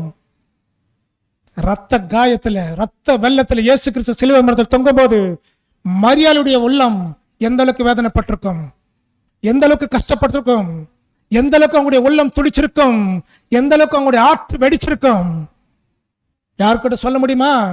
ஐயோ என் மகன் இந்த அளவுக்கு ஒரு குற்றம் செய்யலையே, ஒரு பாவம் செய்யலையே, ஒரு துரோகம் செய்யலையே, ஏன் இந்த நயவஞ்சர்கள் என்னுடைய மகனை கொன்னார்கள் சொல்லிட்டு சொல்ல முடியுமா? ஏன் சொல்லல தெரியுங்களா? ஏன் சொல்லல தெரியுங்களா? கிறிஸ்துவுக்கு நியாயப்பிரமாணத்தை கற்றுக் கொடுத்தது மரியாள். தேவனுடைய திட்டம் எல்லாம் தெரியும். சிறு வயசுல 12 வயசுல இயேசு கிறிஸ்து தேவாலயத்தில் இருக்கும்போது யோசேப்பு மரியாதை தேடும் போது, நான் உங்களை விசாரத்தோடு எங்கெல்லாம் தேடினும் சொல்லும் போது இயேசு கிறிஸ்து என்ன வார்த்தை சொன்னார்? என்ன ஏன் தேடுறீங்க? என் அப்பாவுடைய வேலை நான் செய்ய வேண்டியது உங்களுக்கு தெரியாதா? சொல்லி கொடுத்தது நீங்க தானே. அப்படி இருந்தாலும் தாயாருடைய உள்ளம் வேதனைப்படாது இருந்திருக்குமா? யோவானை பார்த்து சொல்றாரு பாருங்க. யோவான் 19:27. பின்பு அந்த சீஷனை நோக்கி, அதோ உன் தாய் என்றார். அந்நேரம் முதல் அந்த சீஷன் அவளை தன்னிடமாய் ஏற்றுக்கொண்டான். யோவானை பார்த்து சொல்ற, இனிமேல் என் தாயை நீ தான் பார்த்துக்கணும். நான் எப்படி என் தாயை பார்த்துக்கிட்டனும் அதே போல நீ தான் என் தாயை பார்த்துக்கணும். அப்போ இந்த ஒரு வார்த்தை இயேசு கிறிஸ்து அங்கே சிலுவையில் செய்யும் போது எந்த ஒரு கற்பனை நிறைவேற்றுறாருன்னா, நீ பூமியில் உயிரெடுக்கும் நாட்கள் எல்லாம் உன் தாயும் தகப்பன் என்ன பண்ணுமா? ஒரு தாயும் தகப்பனையும் கனம் பண்ணனா கிறிஸ்துவ சிலுவை நோக்கி பாரு. உன் தாயும் தகப்பனையும் நீ அசட்டை பண்ணாமல் கனப்படுத்தணும்னு சொன்னா கிறிஸ்துவ நோக்கி பாரு. உன் தாயும் தகப்பனுக்கு நீ மரியாதை கொடுக்கலன்னு சொன்னா தகப்பனாகிய பிதாவாகிய தேவனையும் தாயா இருக்கிற ஆண்டவராகிய இயேசு கிறிஸ்து அவமதிக்கிறத போல சமம். ஒரு தாயும் தகப்பனையும் எந்த அளவுக்கு நாம் சிறு வயது முதல் கடைசி வரைக்கும் வளர்த்து கண்ணுக்குள்ளாக நம்மளை பாதுகாத்து வளர்க்கிறார்களோ அதே போல ஆண்டவராகிய இயேசு கிறிஸ்து 33 வருஷமா மரியாள் என்ன பண்ணிருக்கிறாங்க? பாதுகாத்திருக்கிறாங்க. அநேகருடைய வாழ்க்கையில் நம்ம பார்க்கும்போது, இன்றைக்கு கூட பார்க்கும்போது பெற்றோர்கள் என்ன பண்றதில்ல, பிள்ளைகள் மதிக்கிறதே கிடையாது. மேக்சிமம் 90%, 70-90% அந்த காலத்தில் மதிப்பார்கள், இந்த காலத்தில் மதிக்கிறது இல்லை. நீங்க என்ன சொல்றது, நாங்க என்ன கேட்கறது? தேவனுடைய வேதத்தை வாசிக்கிறவர்கள், சத்தியத்தை அறிந்தவர்கள் தாயும் தகப்பனை கனம் பண்ணணும். அவர்கள் நல்லவர்களோ அவர்கள் கெட்டவர்களோ அவர்கள் கொலைக்காரனும் யாருனாலும் சரி, தாயும் தகப்பனையும் திட்டுவதற்கும் கேலி பரியாசம் பண்ணுவதற்கும் யாருக்குமே எந்த உரிமை கிடையாது. தேவன் அது உங்ககிட்ட கொடுக்கல. மரண நேரத்தில் கூட, ரத்த வெள்ளத்தில் துடிக்கிற நேரத்துக்குள்ள என் தாயார் நான் யார்கிட்ட விட்டுட்டு போவேன்? இன்னைக்கு பார்த்தா திருமணம் ஆன பின்பு தாயாரை விட்டுட்டு தனி கொடுத்தனை விட்டுட்டு மனைவி கூட்டிட்டு போறாங்க. என்ன பாவம் செய்தார்கள்? தாயும் தகப்பனர்கள் பெற்றெடுத்தது பாவமா? படிக்க வச்சது பாவமா? வளர்த்தது பாவமா? உங்களுக்கு கேட்டதை வாங்கி கொடுத்தது பாவமா? உங்களுக்கு வீடு கட்டி கொடுத்தது பாவமா? அப்பேற்பட்ட பெற்றோர்களை நீங்கள் நடுத்தரில் விட்டு என்று சொன்னால் மனுஷன் எதை விதிக்கிறானோ அதை அறுப்பான். நீங்க எது செஞ்சீங்களோ கண்டிப்பா பின்னாடி வரும். அது யாரா இருந்தாலும் சரி, சத்தியத்தை தெரிஞ்சவங்களா இருந்தாலும் சரி, சத்தியத்தை பேசுறவங்களா இருந்தாலும் சரி. அப்ப ஆண்டவராகிய இயேசு கிறிஸ்து அங்க சிலுவையில் மரிக்கும் போது தாயார் யாருக்கிட்ட விட்டுட்டு போறேன்னு சொல்லிட்டு அந்த வேதனை கூட அவர் பெருசா தெரியல, பலி கூட பெருசா தெரியல. எங்க அம்மாவை நான் யாருக்கிட்ட விட்டுட்டு போகணும் பார்க்குறாரு. சீசர்கள் எல்லாம் ஓடிட்டாங்க, ஒரே ஒரு சீசன் தான் இருக்கிறார், அன்பான சீசன், என் தாயாரை பார்த்துக்க அப்படின்னு. அந்த அன்பான சீசன் என்ன பண்ணுறது தெரியுங்களா? பார்த்தாருங்க இல்லையா? இதைத்தான் அவருடைய கண்கள் தண்ணீர் நிறைந்த நதிகளின் ஓரமை தங்கும் புறா கண்களுடைய பார்வை. இப்பேற்பட்ட பார்வை யாரை பார்த்து கற்றுக்கணுமா? கிறிஸ்துவை பார்த்து கற்றுக்கணும். அதை பார்க்கலன்னா கன்னங்கள், அவருடைய கன்னங்கள் எப்படி இருக்குது பாருங்க. வசனத்தை வாசிக்கலாம். உன்னத பாட்டு 5ஆம் அதிகாரம் 13ஆம் வசனம். அவர் கன்னங்கள் கந்தவர்க்க பாத்திகளைப் போலவும் வாசனையுள்ள புஷ்பங்களைப் போலவுமாயிருக்கிறது. அவர் உதடுகள் லீலி புஷ்பங்களைப் போன்றது, வாசனையுள்ள வெள்ளை போலம் அதிலிருந்து வடிகிறது. எப்படி இருக்கு அவருடைய கன்னங்கள்? கந்தவர்க்க பாத்திகை போலவும் வாசனை உள்ள புஷ்பங்கள் போலவும் இருக்குது. சரிங்களா? அடுத்தது நம்ம பார்க்கும்போது அப்பேற்பட்ட கன்னத்தில் என்ன பண்ணுறாங்களா? ஆண்டவராகிய இயேசு கிறிஸ்துவை அடிக்கிறாங்க. எத்தனை பேர் அடிச்சிருப்பாங்க? ஒருத்தர் பேர் வச்சிருப்பாங்களா? கன்னத்தில் ஒரு அடி இருந்தால் உள்ளகிற சதை என்னாகும்? சொல்கிறோம் இல்லையா? நம்ம சொல்ல இல்லையா? அடிக்கிற அடியில் உன்னுடைய கண்ணம் சிவந்து போச்சு, ரணம் ஆயிடுச்சுன்னு சொல்கிறோம் இல்லையா? அந்த அளவுக்கு அடிச்சிருக்கிறாங்க. அடித்தது இயேசு கிறிஸ்து சரியாக தான் பேசியிருக்கிறாரு. வசனத்தை வாசிக்கலாம். யோவான் 18ஆம் அதிகாரம் 23ஆம் வசனம். இயேசு அவனை நோக்கி, நான் தகாத விதமாய் பேசினதுண்டானால் தகாததை ஒப்புவி. நான் தகுதியாய் பேசினேனே ஆகில் என்னை ஏன் அடிக்கிறாய் என்றார். பிரதான ஆசிரியர்கிட்ட பேசுறாரு, சரியான வார்த்தை பேசுறாரு. சேவகர் வந்து என்ன பண்றாரா? நீ ஏன் முன்னாடியே பிரதான ஆசிரியர்கிட்ட பேசுறேன்னு சொல்லிட்டு ஓங்கி வந்து என்ன பண்றாரா? கன்னத்தில் அடிக்கிறாரு. கன்னத்தில் லட்ச பின்பது ஆண்டவராக இயேசுக்கு சொல்றார், நான் சரியா தானே பேசினேன், என்னை ஏன் அடிக்கிறாய்? அடிச்ச பின்பு மறுபடியும் என்ன பண்றாங்கன்னா, அப்போது அவர் என்ன பண்றாங்கன்னா, வசனத்தை வாசிக்கும் போது பாருங்க, சிலர் அவரை கன்னத்தில் அறைந்து, அந்த மேலே இருக்கிற வசனத்தை பார்க்கும்போது அவருடைய முகத்தில் அவருடைய கன்னத்தில் என்ன பண்றாங்களா? துப்பி. எங்க துப்புவாங்களா? முகத்தில். யார் துப்புந்தான்? யார் துப்புந்து? அங்க இருக்கிறவர்கள் அனைவரும் கிறிஸ்துவை கன்னத்தில் அடிக்கிறது மாத்திரமல்லாமல் எச்சை, இந்த எச்சை துப்புறது எதற்கு பயன்படுத்துவார்கள்? நிறைய பேர் பேசும்போது பார்த்தீங்களன்னா, பேசும்போது நம்ம வாயிலிருந்து வர அந்த எச்சை வரும் இல்லை, நம்ம அறியாமலே டக்கு என்ன பண்ணுவாங்க தெரியுங்களா? முகத்தை மறைச்சிக்குவாங்க. பார்த்துருக்குமா இல்லையா? நம்மளும் கூட பேசும்போது டக்குன்னு எச்சை பிடிக்கல, நம்மளுக்கு தெரியாமலே வரும். அந்த சாரம்னு வரும் இல்லையா? தெரியாமலே வந்தோம், டக்குன்னு கட்சி பற்றி துவைச்சிருவாங்க, சொல்ல மாட்டாங்க. அப்போ அவங்க புரிஞ்சுவாங்க, ஓ நம்ம வாயிலேருந்து எச்ச இதுக்கே இப்படி துடைக்கிறேன்னு சொன்னா.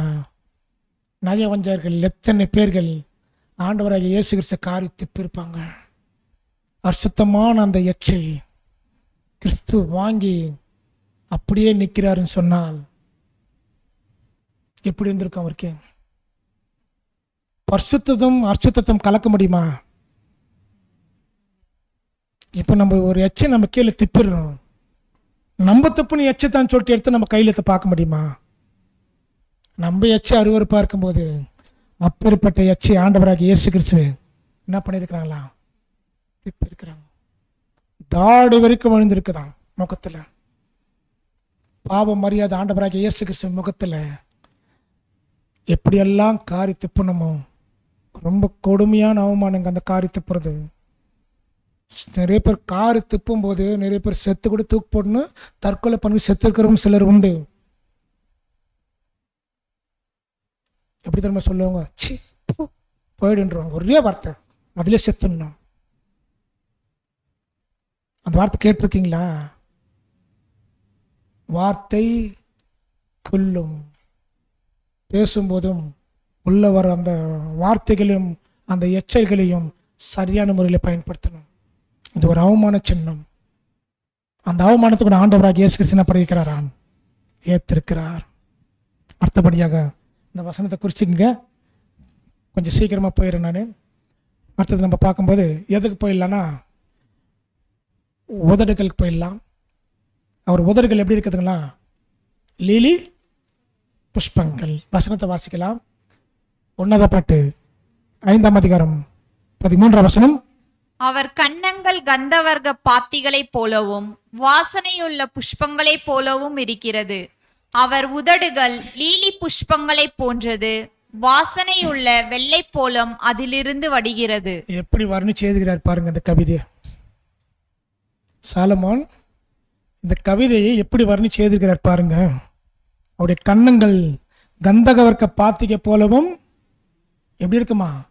வாசனை உள்ள புஷ்பங்கள் போலும் இருக்கிறது. அவர் உதடுகள் லீலி புஷ்பங்கள் போன்றது. வாசனை உள்ள வெள்ளை போலும் அதிலிருந்து. இது வாசிக்கும் போது நிறைய பேர் ஏதோ வாசித்துட்டு போயிட்டா டேஸ்ட் தெரியாது. 1க்கு 10 டைம் வாசித்து பாருங்க, டேஸ்டா இருக்கும். எதை குறித்து சொல்றாருன்னா, அவர் உதடுகள் எப்படி இருக்குதாம்? புஷ்பங்கள் போல இருக்குது. இப்படி இருக்குமா? அது புஷ்பங்கள் பார்த்துருக்கீங்களா? எங்க பார்த்துக்கிறீங்க? தலையாட்டின எப்படி? அது எங்க பார்த்துக்கிறீங்க? இங்க பெங்களூர்ல அங்க பார்த்துருப்பீங்க. கிராமத்துல அங்க நடக்கும்போது என்ன பண்ணிருக்கலாம்? பார்த்துருப்பீங்க. இப்படி இருக்கும். அந்த பூ எந்த பூ? மல்லிப்பூ. ஜாய்ஸ்மின் தானே இங்கிலீஷ்ல ஜாய்ஸ்மினா ஏதோ ஒன்று விட்டுருங்க. தமிழ் மல்லிப்பூ. இதில் எப்படிக்குதான்? புஷ்பம். லீலி. இந்த புஷ்பத்துக்கு பூ பார்க்கறதுக்கு ரொம்ப அழகா இருக்கும். சில பூக்கள் முள்ளு வளரும், முள்ளுக்கு மேலே பூ வளரும். இந்த பூவில் மட்டும் முள் இல்லை. இது யாருக்கு ஒப்பிட்டு பேசுறாங்க தெரியுங்களா? யாருக்கு? எதுக்கு? உதட்டுக்கு. இந்த உதட்டுலேருந்து வர்ற வார்த்தை முள்ளு மாதிரி குத்துற மாதிரி வரணுமா இல்லை சாந்தமாக வரணுமா? அதுக்கு தான் இந்த புஷ்பத்தில் முள்ளே இல்லை. யாருக்கு ஒப்பிட்டு பேசப்பட்ட வார்த்தை? கிறிஸ்துக்கு ஒப்பிட்டு பேசப்பட்ட வார்த்தை. இந்த பூவையும் என்ன பண்ணுறாங்கன்னா புழிஞ்சி சென்ட் ஆக்குறாங்க. இந்த பூவும் புழிஞ்சி சென்ட்டை ஆக்குறாங்க. அப்போ ஆண்டவராகிய இயேசு கிறிஸ்து இந்த வாயிலிருந்து வர்ற வார்த்தை எவ்வளோ பேர் துரோகம் பண்ணாலும், எத்தனை பேர் கேலி பரிகாசம் பண்ணாலும், அந்த வாயிலிருந்து என்ன வார்த்தை வர்றதில்லை தெரியுங்களா? அவங்கள சபிக்கணும், சாபமாக போகணும், நாசமாக போகணுன்ற வார்த்தை ஆண்டவராகிய இயேசு கிறிஸ்து முள்ளால் குத்தப்பட்ட வார்த்தை வரல. அதுக்காகத்தான் அவருடைய உதடுகள் எப்படி இருக்குதான்? லீலி புஷ்பங்கள் போன்றது. ஏன்னு சொன்னா லீலி புஷ்பத்தில் முள்ளு இல்லை. அப்போ ஆண்டவராகிய இயேசு கிறிஸ்து பேசப்பட்ட வார்த்தைகள் எவ்வளோ பேர் சொல்லியிருக்கிறாங்க? நீ குடிகாரன், மதுபான பிரியன், பிசாசுக்கு தலைவன், எவ்வளவு வார்த்தை சொல்லப்பட்டு கூட ஆண்டவராகிய இயேசு கிறிஸ்து என்ன பண்ணியிருக்கிறாரா? தாங்கியிருக்கிறார். இந்த 2 பூக்கள் மத்தியிலும் கூட ஆண்டவராகிய இயேசு கிறிஸ்துடைய வார்த்தைகள் பேசும்போதும் எல்லாம் கேட்குறாங்க. உடைய வார்த்தை எப்படி இருக்குதுன்னு சொல்லிட்டு சொல்றாரு பாருங்க. லூக்கா 4ஆம் அதிகாரம் 22ஆம் வசனம். எல்லாரும் அவருக்கு நற்சாட்சி கொடுத்து அவருடைய வாயிலிருந்து புறப்பட்ட கிருபையுள்ள வார்த்தைகளை குறித்து ஆச்சரியப்பட்டு, இவன் யோசேப்பின் குமாரன் அல்லவா என்றார்கள். எப்படி ஆச்சரியப்பட்டாங்களா? அவள் வாயிலிருந்து வர்ற வார்த்தை அந்த அளவுக்கு சுத்தமா இருந்துச்சான், சாந்தமா இருந்துச்சான், பரிசுத்தமா இருந்துச்சான், கேட்கறதுக்கு இனிமையா இருந்துச்சான். அடுத்தது சொல்லும் போது பாருங்க, சேவகர் பிரதித்திரமாக அந்த மனுஷன் பேசுவதை போல ஒருவனும் ஒரு காலம் பேசினதில்லை. அப்ப எப்படி பேசியிருப்பாரு? நாமும் பேசினது போல இனிமேல் அவங்க பேசினா நான் கேட்க மாட்டேன் அப்படின்ற கண்டிஷன் நம்ம இருக்கிறோம். நம்முடைய வார்த்தை எப்படி இருக்குது? அவர் வார்த்தைக்கு நம்முடைய வார்த்தைக்கு எப்படி இருக்குது? இன்ஃபர்மேஷன் கொடுக்குறாங்க. அவர் பேசினது வார்த்தை ஒருவனும் ஒரு காலம் கேட்டினதும் இல்லை, இனிமேல் இவரை போல பேச போறதும் கிடையாது. ஏன்னு சொன்னா அந்த வார்த்தையில சாந்தம் இருக்குது, தாழ்மை இருக்குது, பொறுமை இருக்குது, நிதானம் இருக்குது, பரிசுத்தம் இருக்குது, ஒருத்தர் ஒருத்தர் குத்தி பேசக்கூடிய குணம் அந்த வார்த்தையில் இல்லை. அதுக்கு தான் லீலி புஷ்பம் போல அவருடைய வாய் இருக்குது. அதுதான் சாலமன் வர்ணிச்சு எழுதியிருக்கிறார். சாதாரண எதுல இதெல்லாம் வந்து அவர் போய் அங்க எழுதும் போது ஒவ்வொரு பூவா செலக்ஷன் பண்ணி என்ன பண்ணிருப்பாரு, எழுதியிருப்பாரு. ஒவ்வொரு எறும்பா செலக்ஷன் பண்ணி எழுதியிருப்பாரு. ஒவ்வொரு கட்டடத்தை செலக்ஷன் பண்ணி எழுதியிருப்பாரு. எது மூலியமா? பரிசுத்த ஆவி மூலியமா. ஆனா அந்த பாடத்தெல்லாம் பார்க்கும்போது சாலமன் பார்த்தாருன்னு சொன்னா, இது எனக்கு இல்லையே, நான் இது இந்த வசனத்துக்கும் எனக்கும் சம்பந்தமே இல்லை. ஆனா ஏது வாசிக்கும் போது இயேசு கிறிஸ்துவின் வார்த்தைகள் எப்படி இருக்குதாம்? சுத்தமான வார்த்தை. இன்னொரு வார்த்தை, ஆண்டவராகிய இயேசு கிறிஸ்து மரித்து உயிரோடு வரும்போது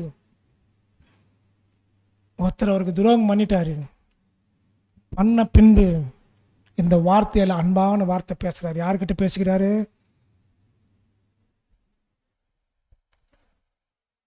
நிறைய பேர் பார்த்தீங்களா, நான் புல்பிட்ல இருந்து பார்க்குறேன், இந்த உதட்டுக்கிறது பார்த்தீங்களா அப்படியே மூடிடுறாங்க.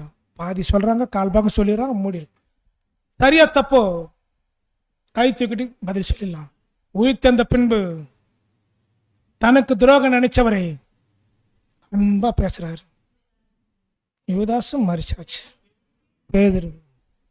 பேதுரு பார்த்து சொல்றாரு, என் அன்பான சீசனே, என் நாடுகளை மேய்ப்பாயா. அந்த வார்த்தையில் என்ன இருக்குதான்? லீலி புஷ்பம் போன்ற அன்பான வார்த்தை இருக்குது. நேரம் இயேசு கிறிஸ்து உயிர்த்தெழுந்து வந்து, பார்த்தியா நான் உயிரோடு வந்துட்டேன், என்னை 3 தடவை மறுதளிச்சு இல்லை, இப்போ நான் ஒன்று என்ன பண்ணுறேன் பாருங்க, இயேசுக்கு சொன்னாரா? அது அவருடைய குணத்தில் இல்லை, அவருடைய ஜீன்லேயே இல்லைங்க. குத்தி காட்டுற புத்தி மனசில் வச்சுக்கின்னு நேரம் வரட்டும், அடுத்த மாதம் வரட்டும், அடுத்த வாரம் வரட்டும், அந்த டைம் வரட்டும், எல்லாத்தையும் மனசில் போட்டு ரீகால் பண்ணி வச்சிட்டோம். அந்த டைம் அந்த தேதி வரும்போது கரெக்டாக ஓப்பன் பண்ணுவாங்க. நீ பண்ணல அந்த தேதியில், நீ சொன்னல அந்த நேரத்தில், பற்றி அவனுக்கு பழிச்சிச்சு. இதெல்லாம் கிறிஸ்துவ வாழ்க்கை இல்லை. முக்கியமாக புது சிஷ்ய வாழ்க்கை இல்லை. ஒருவன் கிறிஸ்துவுக்குள் இருந்தால் புது சிஷ்யா இருக்கிறான். பழைசெல்லாம் ஒழிஞ்சு போயாச்சு, எல்லாம் புதுசாயிடுச்சு. எப்போ தொட்டில ஞானஸ்தானத்தில் இறங்கணுமோ அப்போ செத்து போச்சு. உயிரோடு ஏஞ்சி வந்து எது வருமா? பழைய ஆதாமுடைய சுபாவமெல்லாம் மறித்து போயாச்சு. புதிய சிருஷ்டி, புதிய கிறிஸ்து உள்ள வந்தாச்சு. இப்படி இருக்கணுமா? நம்ம யாருமே காயப்படுத்தாத வார்த்தைக்கு நாம் இருக்கணும். அதுதான் சொல்றாரு, அந்த பூவில் எந்த அளவுக்கு சென்ட் தயார் பண்றாங்களோ அது போட்டால் கொஞ்ச நேரத்தில் என்ன ஆகிடும்? கொஞ்ச நேரம் தான். ஒரு சென்ட் அடிக்கிறீங்கன்னா அந்த சென்ட் எவ்வளோ நேரத்தில் இருக்கு? அந்த சென்ட் அழிக்கக்கூடிய ஒரு ப்ராசஸ் எது இருக்கு சொல்லுங்க உடம்புல? சென்ட் அடிக்கிறேன் இல்லையா, அந்த சென்ட்டு எவ்வளோ நேரம் நிற்கும்? ஒன்று. ரெண்டாவது, அந்த சென்ட்டை இல்லாமல் போன்றதுக்கு உடலில் ஒரு சம்பவம் நடக்கும். என்ன சம்பவம்? வேர்வை. என்னத்தான் சென்ட் அடித்தாலும் வேர்வைப்பட்ட அந்த சென்ட்டு நாய் தான். இந்த லீலி புஷ்பம் சென்ட்டு வந்து என்ன தெரியுங்களா? என்னத்தான் பண்ணாலும் பிறந்த நாள் முதல் இந்த நாள் வரைக்கும் சுகந்த வாசனையாக இருக்கும். வசனத்தை வாசிக்கலாம். எபேசியர் 5ஆம் அதிகாரம் 2ஆம் வசனம்.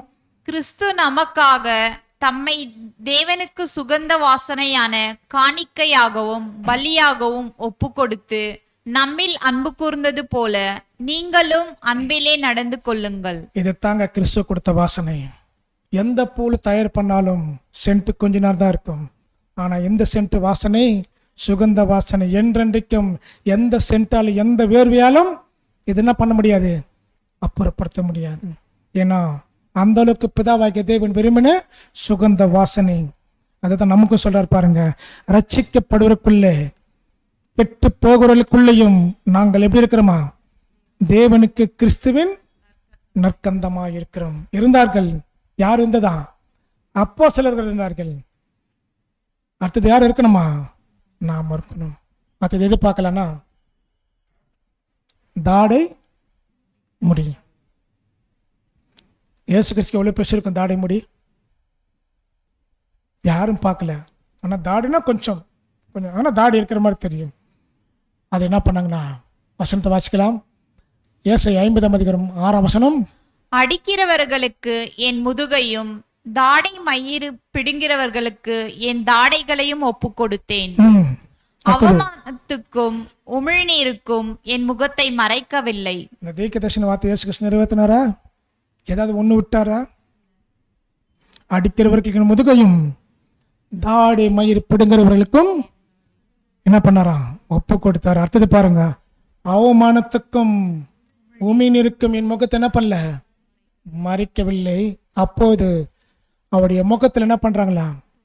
தாடி துப்புறாங்க. அவருடைய தாடி மாதிரி என்ன பண்றாங்களா? எஸ்கிறாங்க. ஏன் தாடி எஸ்கிறாங்க?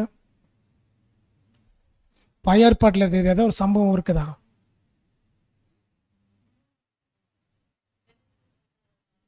சில பேர் பார்த்தீங்கன்னா அந்த ஆடி கூட வேண்டாங்க, ஒரு முடி பிச்சுத்தாங்கன்னு என்ன சொல்லுவாங்க யாருன்னா, சரி நம்ம ஒய்ஃபு கூட கூட ஒரு பொண்ணு கூட முடி லைட்டாக 2 முடி இஸ்து பாருங்க, பரவாயில்லைங்க நீங்கள் முடி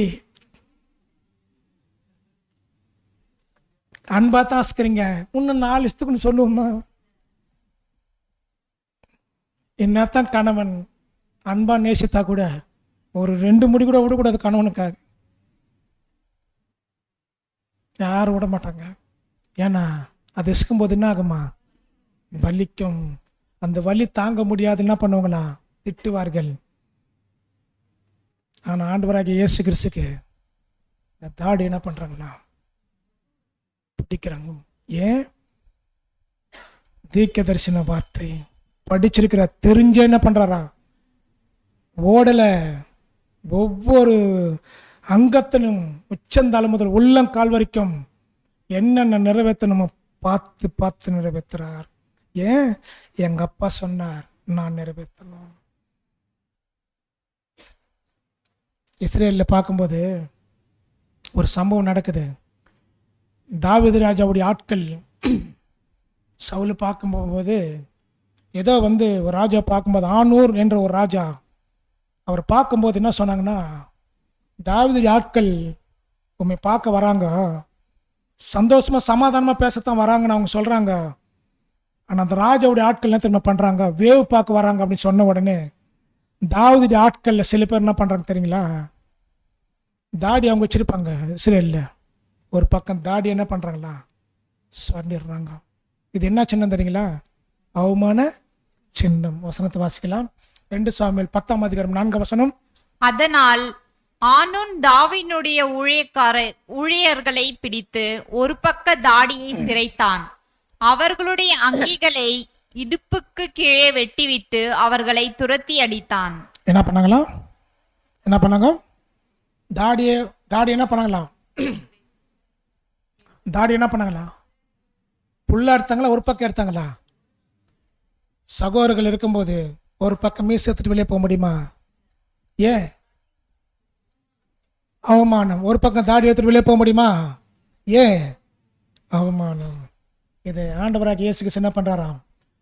அவமான சின்னமாக என்ன பண்ணியிருக்கிறாங்களா? அதை ஏற்றிருக்கிறார். தாடி பிடுங்கும் போது அது எப்படி வந்துச்சுன்னு தெரியாது, ஆனால் ஒப்பு கொடுத்துட்டார். எந்த அளவுக்கு நீங்க எடுக்க முடியுமோ அந்த அளவுக்கு எடுங்க. தாவீது சொல்றாரு பாருங்க, பாதி தாடி எடுத்துட்டாங்க இல்லையா, தாடி வளர வரைக்கும் அவர் அங்கேயே சொல்லு, தாடி வளர்ந்த பிறகு வாழ்றாரு பாருங்க. வசனத்தை வாசிங்க. இந்த விஷயம் தாவீதுக்கு தெரிவிக்கப்பட்ட உடனே அவர்களை சந்திக்க ஆட்களை அனுப்பினார். ஏனென்றால் அவர்கள் மிகவும் அவமானப்படுத்தப்பட்டிருந்தார்கள். தாடி வளரும் வரை எரிகோவில் தங்கிவிட்டு பின்பு திரும்பி வாருங்கள் என்று ராஜா அவர்களிடம் சொன்னார். ஏன்னா பாதி தாடி எடுத்துட்டாங்க, நல்லதுதான் பண்ண போனாங்க.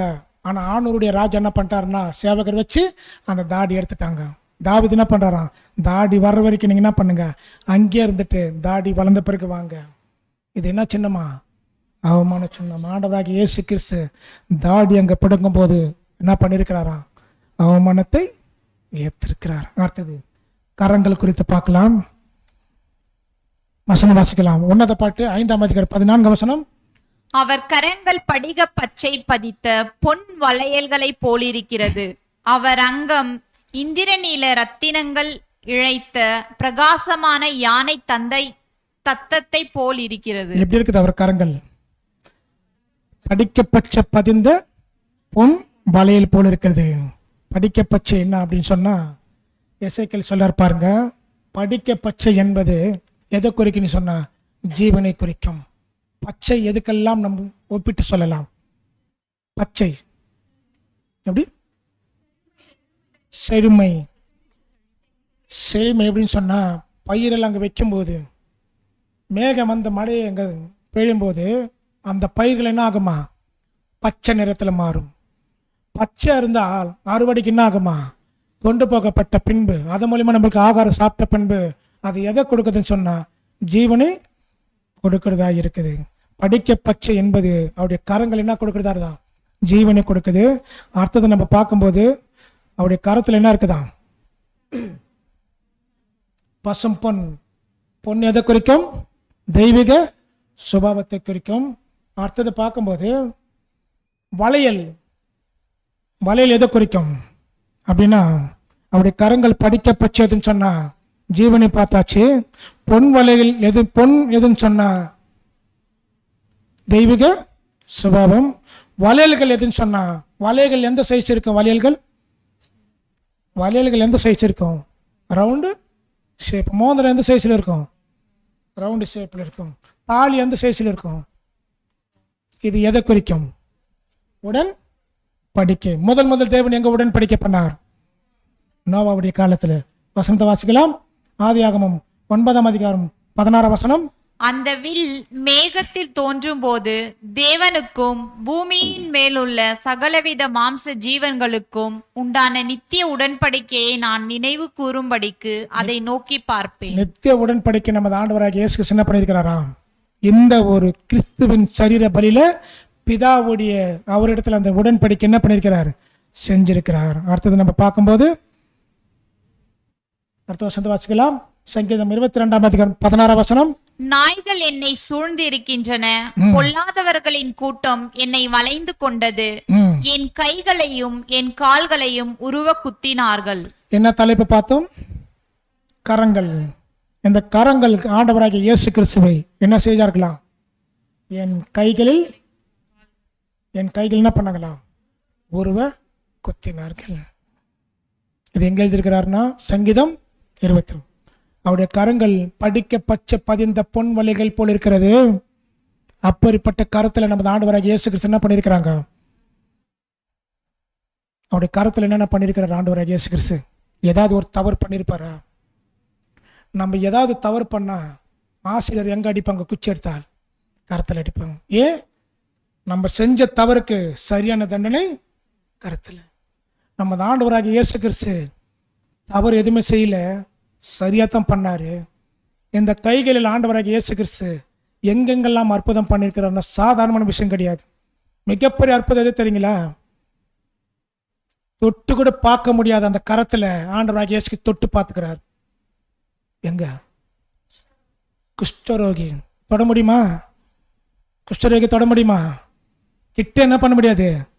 குஷ்டரோகி தொட்டு சுகம் பத்தின இந்த கை படிக்க பச்சை பதிந்த பொன் வலை போல இந்த பரிசுத்தமான இந்த கரத்துல, ஒரு பாவம் செய்யாத இந்த கரத்துல, நல்ல கிரியை செய்யப்பட்ட இந்த கரத்துல ஆணிகள் கடவப்பட்டது. இந்த ஆணிகளோடு சேர்ந்து அந்த கரத்துல போய் அந்த சிலுவையில் இருந்தால் எவ்வளவு வலி இருக்கும் பாருங்க. ஏதாவது நம்ம இந்த கரத்துல கூட முள்ளு குத்திச்சோன்னா அந்த காயங்கள் ஆறதுக்கு எவ்வளோ கஷ்டம், எவ்வளோ நாள் ஆகும், எவ்வளோ துடிச்சிருப்போம், ஏதாவது வேலை செஞ்சிருப்போமா? ஆண்டவராகிய இயேசு கிறிஸ்து அத்தனை வழிகள் என்ன பண்ணியிருக்கிறாராம்? தங்கியிருக்கிறார். இதைத்தான் இயேசு கிறிஸ்து உயிர்த்தெழுந்த பின்பு தோமா என்ன பண்றாரா? வசனத்தை வாசிக்கலாம். யோவான் 20ஆம் அதிகாரம் 25ஆம் வசனம். மற்ற சீஷர்கள் கர்த்தரை கண்டோம் என்று அவனுடைய சொன்னார்கள். அதற்கு அவன், அவருடைய கைகளில் ஆணிகளினால் உண்டான காயத்தை நான் கண்டு அந்த காயத்திலே என் விரலை இட்டு என் கையை அவருடைய விழாவிலே போட்டால் ஒழிய விசுவாசிக்க மாட்டேன் என்றான். அப்போ இந்த கைகள் பட்ட, இந்த ஆணிகள் கைகள் பட்ட அந்த காயத்தை யார் பார்க்கிறாராம்? தோமா பார்த்த பின்பு தானே பண்றாரு? விசுவாசிக்கிறார். இயேசு சொல்றார், தோமாவே நீ கண்டதுனால விசுவாசித்தாய், காணாதிருந்தும் விசுவாசிக்கிறவர்கள் பாக்கியவான்கள். 3 குரூப்பு வராங்க. கண்டு விசுவாசிக்கிற ஒரு குரூப்பு, காணாத விசுவாசிக்கிற ஒரு குரூப்பு, கண்டால் தான் விசுவாசிக்கிற குரூப் 3 குரூப் வராங்க. ஒன்று, கண்டு விசுவாசித்த குரூப் வந்து யாருன்னு சொன்னா, கண்டு விசுவாசித்த குரூப் யாரு? இஸ்ரேல் மக்கள். கண்டா தான் விசுவாசிக்கிற குரூப் யாரு? இப்பதான் இஸ்ரேல் போயாச்சு, திருப்பி இன்னொரு இஸ்ரேல் வருவாங்களா? ஏற்கனவே சப்ஜெக்ட் சொல்லியிருக்கிறேன், நம்ப இல்லை. ஏன்னா நம்ப தான் சொல்லிடுங்க சொல்லித்தான் நான் வந்து அர்த்த பாயிண்ட் அர்த்தத்தில் போட்டேன். கண்டு விசுவாசிக்கிறவர்கள் இஸ்ரேல் மக்கள், கண்டால் தான் விசுவாசிக்கிறவர்கள், காணாத விசுவாசிக்கிறவர்கள் நாம தான். புரிஞ்சுச்சிங்களா? அடுத்தது நம்ம பார்க்கும்போது எதில் போலனா, அங்கம். அங்கம் என்றால் வயிறு. இதுலேயும் நம்ம ஆண்டவராக இயேசு கிறிஸ்து என்ன பண்ணியிருக்கிறாராம்? பாடுபட்டு இருக்கிறார். வசனத்தை வாசிக்கலாம். உன்னதப்பட்ட 5:14 வசனம். அவர் கரங்கள் படிக பச்சை பதித்த பொன் வளையல்களை போலிருக்கிறது. அவர் அங்கம் இந்திரநீல ரத்தினங்கள் இழைத்த பிரகாசமான யானை தந்தத்தை போல் இருக்கிறது. அவர் அங்கம் எது என்றால் வயிறும் மார்பு கீழே இருக்கிற ஒரு சம்பவத்தை குறிக்கும். ஆண்டவராகிய இயேசு கிறிஸ்து வயிற்றுல அந்த மார்பு கீழே ஏதாவது சம்பவம் நடந்திருக்குதா? ஈட்டியால் ஆண்டவராகிய இயேசு கிறிஸ்து மரித்தாரா இல்லையா? உயிரோடு இருக்கிறாரா இல்லையா? விட்டுலாமா வேண்டாவா? இல்லை இந்த பாடுகள் போதுமா? இவ்வளோ பாடுகள் பட்டு கஷ்டப்பட்டு எவ்வளோ அடிகள் அடிச்சோமே, விட்டாங்களா? போர் சேவர்கள் என்ன பண்றாங்களா? ஈட்டியால் குத்துறாங்க. குத்தன பின்பு என்ன வருதுங்களா? ஆகிலும் போர் சேவர்கள் ஒருவன் ஈட்டினால் அவருடைய விழாயில் கொடுத்தான், குத்தினான். விழாயிலும் எங்க இருக்குது? வயிற்றுக்கு மேலேயும் மார்புக்கு இங்க நடுவில் இருக்குது. விழாவில் குத்தினான். உடனே ரத்தமும் தண்ணீரும் வழிந்தோடியது. ஏதேன் தோட்டத்தில் ஆதாமை தூங்க வைத்து விழா எலும்பை வெளியெடுத்தார். இங்கே சிலுவையில விழாயில் குத்தப்பட்ட பின்பு ரத்தம் நீர் வடிந்தோடியது. எதற்காக சொன்னா, சபை வெளியே வரணும். கிறிஸ்து மரித்து சபையை வெளியெடுத்தார். ஏதேன் தோட்டத்தில் ஆதாமை தூங்க வைத்து ஏவாளை வெளியே எடுத்தார். இந்த பாடுகளை நம்ம ஆண்டவராக இயேசு கிறிஸ்து என்ன பண்ணிருக்கிறார்? சிலுவையிலும் நிறைவேற்றிருக்கிறார். அடுத்தது பார்க்கும்போது கால்கள். கால்கள் குறித்து நம்ம பார்க்கும்போது இந்த கால்கள் எப்படி இருக்குதாம்? உன்னதப்பட்ட 5:15 வசனம். அவர் கால்கள் பசும் பொன் ஆதாரங்களின் மேல் நிற்கிற வெள்ளைக்கல் தூண்களை போல் இருக்கிறது. அவர் ரூபம் லீபனோனை போலவும் கேதுரு மரங்களை போலவும் சிறப்பாய் இருக்கிறது. அவர் கால்கள் எப்படி இருக்குதாம்? பசும் பொன் ஆதாரங்கள் மேல் நிற்கிற வெள்ளைக்கல் தூண்கள் போல இருக்கிறது. வெளிப்படுத்தின விசேஷத்துல யோவான் கோட் பண்றார் பாருங்க. வெளிப்படுத்தல் 1:15 வசனம். அவருடைய பாதங்கள் உலைக்களத்தில் காய்ந்த பிரகாசமான வெண்கலம் போல் இருந்தது. எப்படி இருக்குதா? வெண்கல போல இருக்குதா? ஏன் வெண்கல குறித்து பேசுறாரு? அவருடைய பாதங்கள் பசும் பொன் ஆதாரங்கள் மேலிக்கிற வெள்ளக்கல் தூண்கள் போல சொல்லிட்டு ஒன்னாத பாட்டு சொல்றாரு. ஆனா வெளிப்படத்தில் கோட் பண்ணும்போது வெண்கலத்துக்கு ஏன் ஒப்பிட்டு பேசுறாருன்னு சொன்னா, இந்த வெண்கல் வந்து சாதாரணமான விஷயம் கிடையாது. ஆசாரிப்பு கூடாரத்துல பலி கொடுக்கும் போது அது ப்ராப்பர்ட்டி என்ன பண்ணுவாங்கன்னா வெண்கலத்துல செய்வாங்க. ஏன்னு சொன்னா, எது போட்டாலும் அந்த வெண்கலம் சூடுகள் அதிகமாகும். அந்த சூடுகள் தாங்கக்கூடிய ஒரு ப்ராசஸ் தான் இந்த வெண்கல ஒரு சம்பவம். வசனத்தை வாசிக்கலாம். யாத்திராகமம் 27:1 வசனம். 5 முழ நீளமும் 5 முழ அகலமுமாக சீத்தி மரத்தால் பலிபீடத்தையும் உண்டு பண்ணுவாயாக. அது சதுரமும் 3 முழ உயரமுமாய் இருப்பதாக. அது எதில் மூடணுமா? வெண்கலத்தினால் தகட்டெல்லாம் பண்ணுமா மூடணும். ஏன் மூடணும் சொன்னா, ஆசரிப்பு கூடத்துல பலிகளை செலுத்தும் போது அது என்ன ஆகும்? அந்த வெண்கலம் சூடுகளை தாங்கும். சூடுகள் என்ன பண்ணுமா? அதிகரிக்கும். ஏன் இதை ஒப்பிட்டு பேசுறாருன்னா, அவருடைய பாதங்கள் எப்படி இருக்குதான்? வெண்கலம். எந்த அளவுக்கு ஆண்டவராகிய இயேசு கிறிஸ்துவை சோதனைக்குள் கொண்டு வர முடியுமோ, எந்த அளவுக்கு ஆண்டவராகிய இயேசு கிறிஸ்து பாடுகளை படுத்த முடியுமோ, அந்த அளவுக்கு கொதிக்க வச்சிருக்கிறாங்க. சின்ன சூடுபட்ட நம்மள தாங்க முடியுமா? தாங்க முடியாது. அதுக்கு தான் அவருடைய பாதம் எப்படி இருக்குதான்? வெண்கல போல இருக்குதான். அந்த வெண்கல போல அந்த பாதத்தில் ஆண்டவராக இயேசு கிறிஸ்து உச்சந்தலை முதல் உள்ளங்கால் வரைக்கும் எந்த அளவுக்கு அவர் சோதனைக்கு உட்படுத்த வேண்டுமோ, எந்த அளவுக்கு அவர் பாடுபடுத்த வேண்டுமோ, எந்த அளவுக்கு அவர் அடிக்க வேண்டுமோ, எந்த அளவுக்கு அவர் துன்பப்படுத்த வேண்டுமோ, எந்த அளவுக்கு இன்னும் நெருப்பு என்ற சோதனை கிறிஸ்துக்கு போட வேண்டுமோ, இன்னும் போடலாம். அது கடையில் மொத்தம் ஆசரிப்பு கூடாரத்தில் தேவன் என்ன பண்ணிருக்கிறாராம்? வெண்கலத்தை வைக்க சொன்னார். நமக்கு சொல்லியிருக்கிறார், சோதித்த பின்பு என்னாகமா? பொன்னாக விளங்க. நம்ம இன்னும் பொன்னாக விளங்கல. கிறிஸ்து பொன்னாக விளங்கிட்டார். அவருடைய பாதங்கள் எப்படி இருக்குதா? அவருடைய பாதங்கள் படிக்க பச்சை பதிந்த பொன் வளையங்கள் போல் இருக்கிறது. ஆண்டவராகிய இயேசு கிறிஸ்து இந்த ஒரு சம்பவத்தை நம்ம பார்க்கும்போது வசந்த வாசிக்கலாம். யாத்திராகமம் 38:30. அதனாலே ஆசாரிப்பு கூடார வாசல் மறைவின் பாதங்களையும் வெங்கல பலிபீடத்தையும் அதன் வெங்கல சல்லடைகளையும் பலிபீடத்தின் சகல பனிமூட்டுகளையும். அதுக்கு தான் என்ன பண்ணிருக்கிறாரா? வெண்கல பாதத்துக்கு என்ன பண்ணிருக்கிறா? அப்பேற்பட்ட பாதத்துல ஒரு பாவம் மரியாதை. அந்த பாதத்துல நாம் கூட போயிருப்போம். பாதத்துல ஏசையா சொல்லுவார், நீ போகும்போது வடதுபுறமும் சாயாத இடதுபுறமும் சாயாத நல்வழி இதை பார்த்து நீ நடன்னு சொல்லுவார். ஆனால் நம்ம அந்த வார்த்தைகளை மீறி தவறான பாதைக்கு நம்ம போயிருக்கிறோம். நியாயப்பிரகாரம் நாம தான் என்ன பண்ணியிருக்கணும்? தண்டனை அனுபவிச்சிருக்கணும். ஆதாமை பார்த்து சொன்னார், இந்த கனி நீ சாப்பிடாத, சாப்பிட்டா செத்துருவ. போன பாதை கிறிஸ்து காட்டினாரு, பாதை தவறி போயிட்டாரு. அந்த பாதைக்கு அடையாளம் ஆண்டவராக இயேசு கிறிஸ்துக்கு பாதத்தில் என்ன பண்றாங்களா? கால்களையும் உருவ குத்துறாங்க. அப்ப அந்த கால்களை ஆணிகளை அந்த கடாவும் போது இயேசு கிறிஸ்துடைய வழிகள் எப்படி இருந்திருக்கும் முடியுமா? எல்லாத்தையும் ஆண்டவராக இயேசு தாங்கி சிலுவையில் இருக்கிறார். அடுத்தது நம்ம பார்க்கும்போது எது பார்க்கலாம்னா வாய். வசனத்தை வாசிக்கலாம். 1:5 அவர் வாய் மிகவும் மதுரமாய் இருக்கிறது, அவர் முற்றிலும் அழகுள்ளவர், இவரே என் நேசர், எருசலேமின் குமாரத்திகளே, இவர் என் சிநேகிதர். எப்படி இருக்குது அவர் வாய்? ஒருத்தர் ஒரு சின்ன உதாரணம். அவங்க வாய் ரொம்ப நல்ல வாய்ன்னு எப்போ சொல்லுவாங்க?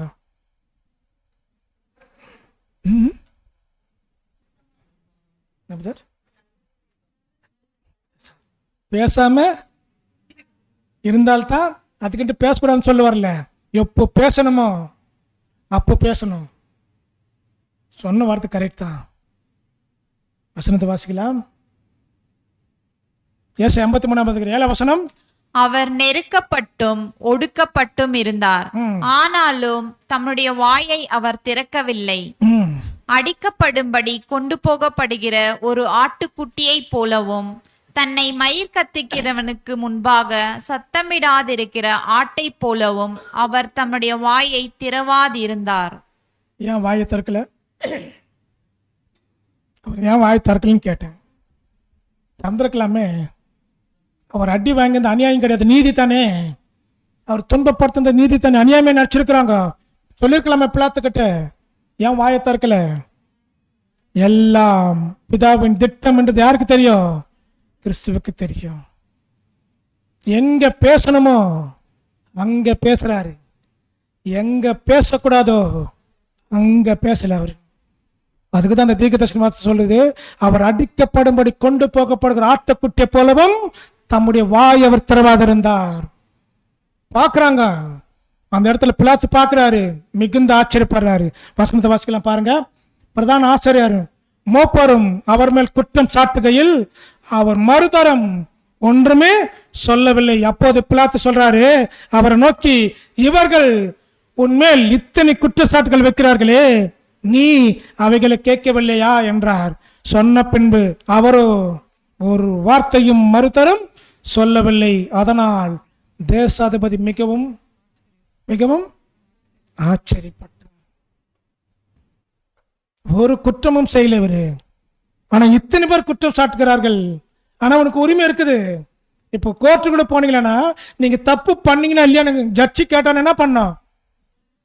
நான் தப்பு பண்ணேன்னு சொல்லி ஆகணும். ஆனா ஏசு கிறிஸ்து நிக்கிற கேட்கிறாரு, இத்தனை பேர் உண்மையில் குற்றம் சாட்டுக்கிறாங்களே, உன் ஆமன்னு சொல்லு, உன் இல்லைன்னு சொல்லு. ஆனா கிறிஸ்து என்ன பண்றாரா? அமைதியா இருந்ததுனால என்ன பண்றாரு? அவரு மிகுந்த ஆச்சரியப்பட்டு நிக்கிற என்ன மனிதர் இவரு. நம்ம என்ன பண்ண தெரியுங்களா? எப்போ பேசணுமோ அப்போ பேசுறீங்க. எப்போ பேசக்கூடாதோ அப்பவும் பேசுறீங்க. அமைதியா இருக்காதுங்க, பேசிட்டே இருங்க. ஏன்னா நம்ம அந்த அளவுக்கு எந்த வாயா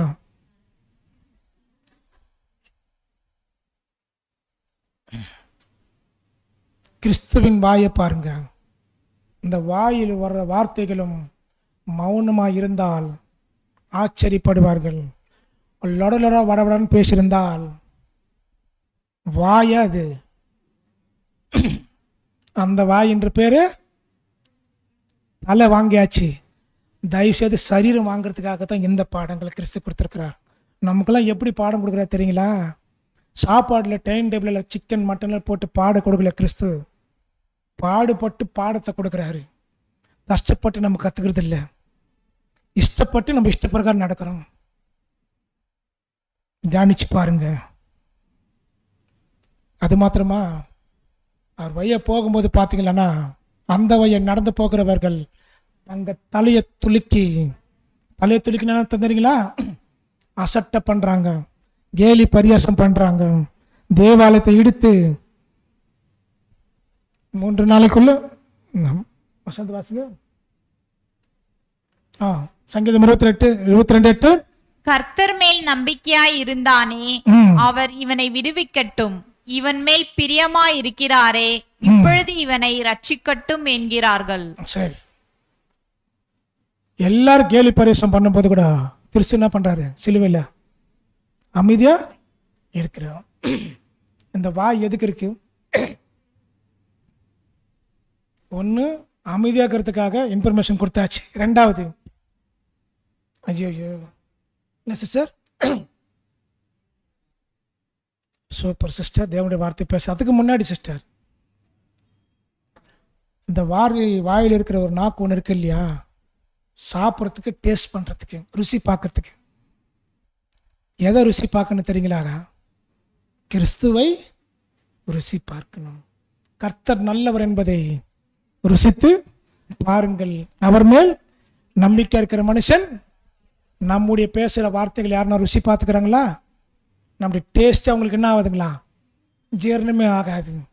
பக்கத்து வீட்டில் ஒரு சாம்பார் வச்சாங்கன்னா, மீன் குழம்பு, மட்டன் குழம்பு, அங்கேருந்து காற்று மூலியமாக நம்ம மூக்குக்கு வந்தால் ஆஹா சாப்பிட்டு மாதிரிக்குதுன்னு வாங்க. நம்முடைய பேசுகிற வார்த்தை பக்கத்து வீட்டுக்கு போச்சேன்னா காது அடித்து கது சாத்துன்னு வாங்க. அந்த அளவுக்கு மோசமான வார்த்தை. கிறிஸ்துவை பாருங்கள், கர்த்தர் அவருடைய வாழ்க்கையை ருசித்து பாருங்கள், அதில் டேஸ்ட் இருக்குது. அடுத்தது நம்ம பார்க்கும்போது எதை பார்க்கலான்னா, அவர் முற்றிலும் அழகுள்ளவர். கடைசி வசனத்துக்கு வந்துட்டோம். அப்பாடா சீக்கிரம் முச்ச போதுன்றீங்களா? முடிச்சிடலாமா? போர் அடிக்குதா? இன்னொரு 1/4 மணி நேரம் ஆகும். உத்தரவு கொடுத்தால் தேவன் பேசுவார். எனக்கு டைம் போகிறதே தெரியல. Thank you sister.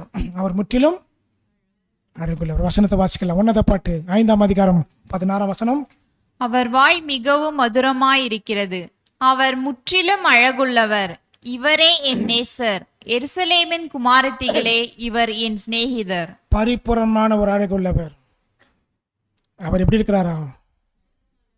அவர் வாய் மிகவும் மதுரமாக இருக்கிறது, அவர் முற்றிலும் அழகுள்ளவர், இவரே என் நேசர். இவர் போல் அழகு சரீரத்தில் நான் சொல்ல வரல, வாழ்க்கையில் சொல்லுவார். எந்த அளவுக்கு ஆண்டவராக இயேசு கிறிஸ்து எப்படி இருக்கிறாருன்னா, பிதாவாகிய தேவன் எப்படி பரிபூர்ணமாக இருக்கிறாரோ அதே போல கிறிஸ்துவம் பரிபூர்ணமாக இருக்கிறார். உச்சந்தலை முதல் உள்ளங்கால் வரைக்கும் பர்ஃபெக்ட். வசனத்தை வாசிக்கலாம். கொல்லேசர் 1ஆம் அதிகாரம் 19ஆம் வசனம். சகல பரிபூரணமும் அவருக்குள்ளே வாசனமாய் இருக்கு. சகல பரிபூரணமும், ஒரு குறைபாடு கிடையாது. பஸ்கால் ஆடுகளை எடுக்கும் போதும் பழுது இல்லாத ஆடுகளை செலக்ஷன் பண்ணும். கிறிஸ்து பழுதில்லாதவர். அவர் சிலுவை சிந்தின ரத்தத்தினாலே சமாதானத்தை உண்டு பண்ணி பூலோகத்தில் உள்ளவைகளுக்கும் பரலோகத்தில் உள்ளவைகளுக்கும் யாவும் அவர் மூலமாக ஒப்புரவாக்கி கொள்வதற்காக அவருக்கு எப்படி இருந்துச்சா? இந்த அழகு பிரியமா இருந்துச்சு. அவர் சுத்தமா இருக்கிற இந்த அழகு என்ன பண்ணுதான்? ரத்தத்தை கொடுத்து மீட்டு தலை மட்டும் அழகா இருக்கக்கூடாது, சரீரமும் அழகா இருந்தால்தான் பிதாவுடைய பார்வை எப்படி தெரிவாங்களா? அழகுள்ள கிறிஸ்துவ தெரிவாங்க. பிதாவாகிய தேவன் நம்மளை பார்க்கறாரா, கிறிஸ்துவ பார்க்கறாரா? கிறிஸ்துக்குள்ள இருந்தா தான் நம்ம பிதாவாகிய தேவனுக்குள்ள என்ன போக முடியும். நம்ம தனித்தனியா இருந்தால் என்ன பண்ண முடியாது, அங்கே போக முடியாது. அப்பேற்பட்ட ஒரு அழகை ஆண்டவராகிய இயேசு கிறிஸ்துவின் அழகை எப்படி வர்ணிக்கிறார்னா, ஏசாயா 53:2 வாசிக்கும் போது, இளங்கிளைகள் போலவும் வறண்ட நிலத்திருந்த துளிர்கிற வேற போலவும் அவனுக்கு முன்பாக எழும்புகிறார். அவருக்கு அழகும் இல்லை, செவந்திரமும் இல்லை, நாம் விரும்பத்தக்க ரூபம் அவருக்கு. முன்னாடி வசனம் என்ன சொல்லிச்சு உன்னத பாட்டுல, என்ன சார் அப்படி இருந்த அழகு எங்க போச்சு, எங்க போச்சு அவருடைய அழகு?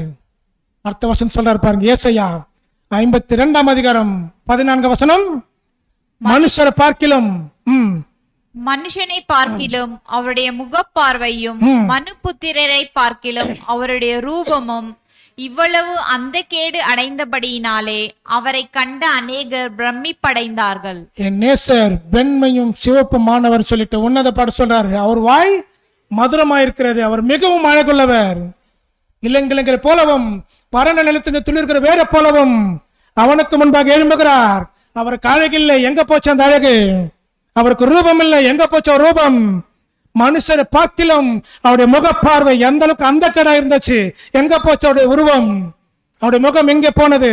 இவ்வளவு அந்த கேடா இருக்குதுன்னு சொன்னால், இவ்வளவு அந்த கேடா தேவனுடைய சரீரம் வீணாகி போகல. சரீர பாடுகள் நிமித்தம் எல்லாம் அனுபவிச்சு சின்ன பின்னம் ஆயிருக்கிறது சொன்னால், அவருடைய உருவம் எங்க போனது? எப்படி இருக்கும் அவருடைய உருவம்? அவருடைய கண்கள் எங்கே? அவருடைய கண்ணம் எங்கே? அவருடைய நெத்தி எங்கே? அவருடைய சிரஸ்தில் முள்முடி போட்டு சூடப்பட்ட சுருள் முடி எங்கே? மதுரமாயிருந்த அவருடைய வாய் எங்கே?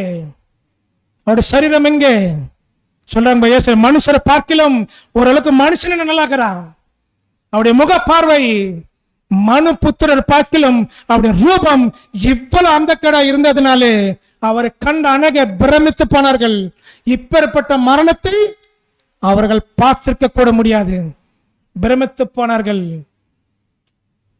எப்படி இருந்திருக்கு அந்த காட்சிகள்? அது மட்டுமா?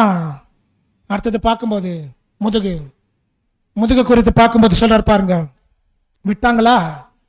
எவ்வளவு அடிச்சாலும் எவ்வளவு துன்புறுத்தினாலும் கூட மீதி சில வார்த்தைகள் எது இருக்குதுன்னு சொன்னா முதுகு. அந்த முதுகு என்ன பண்ணிருக்கிறாங்க பாருங்க.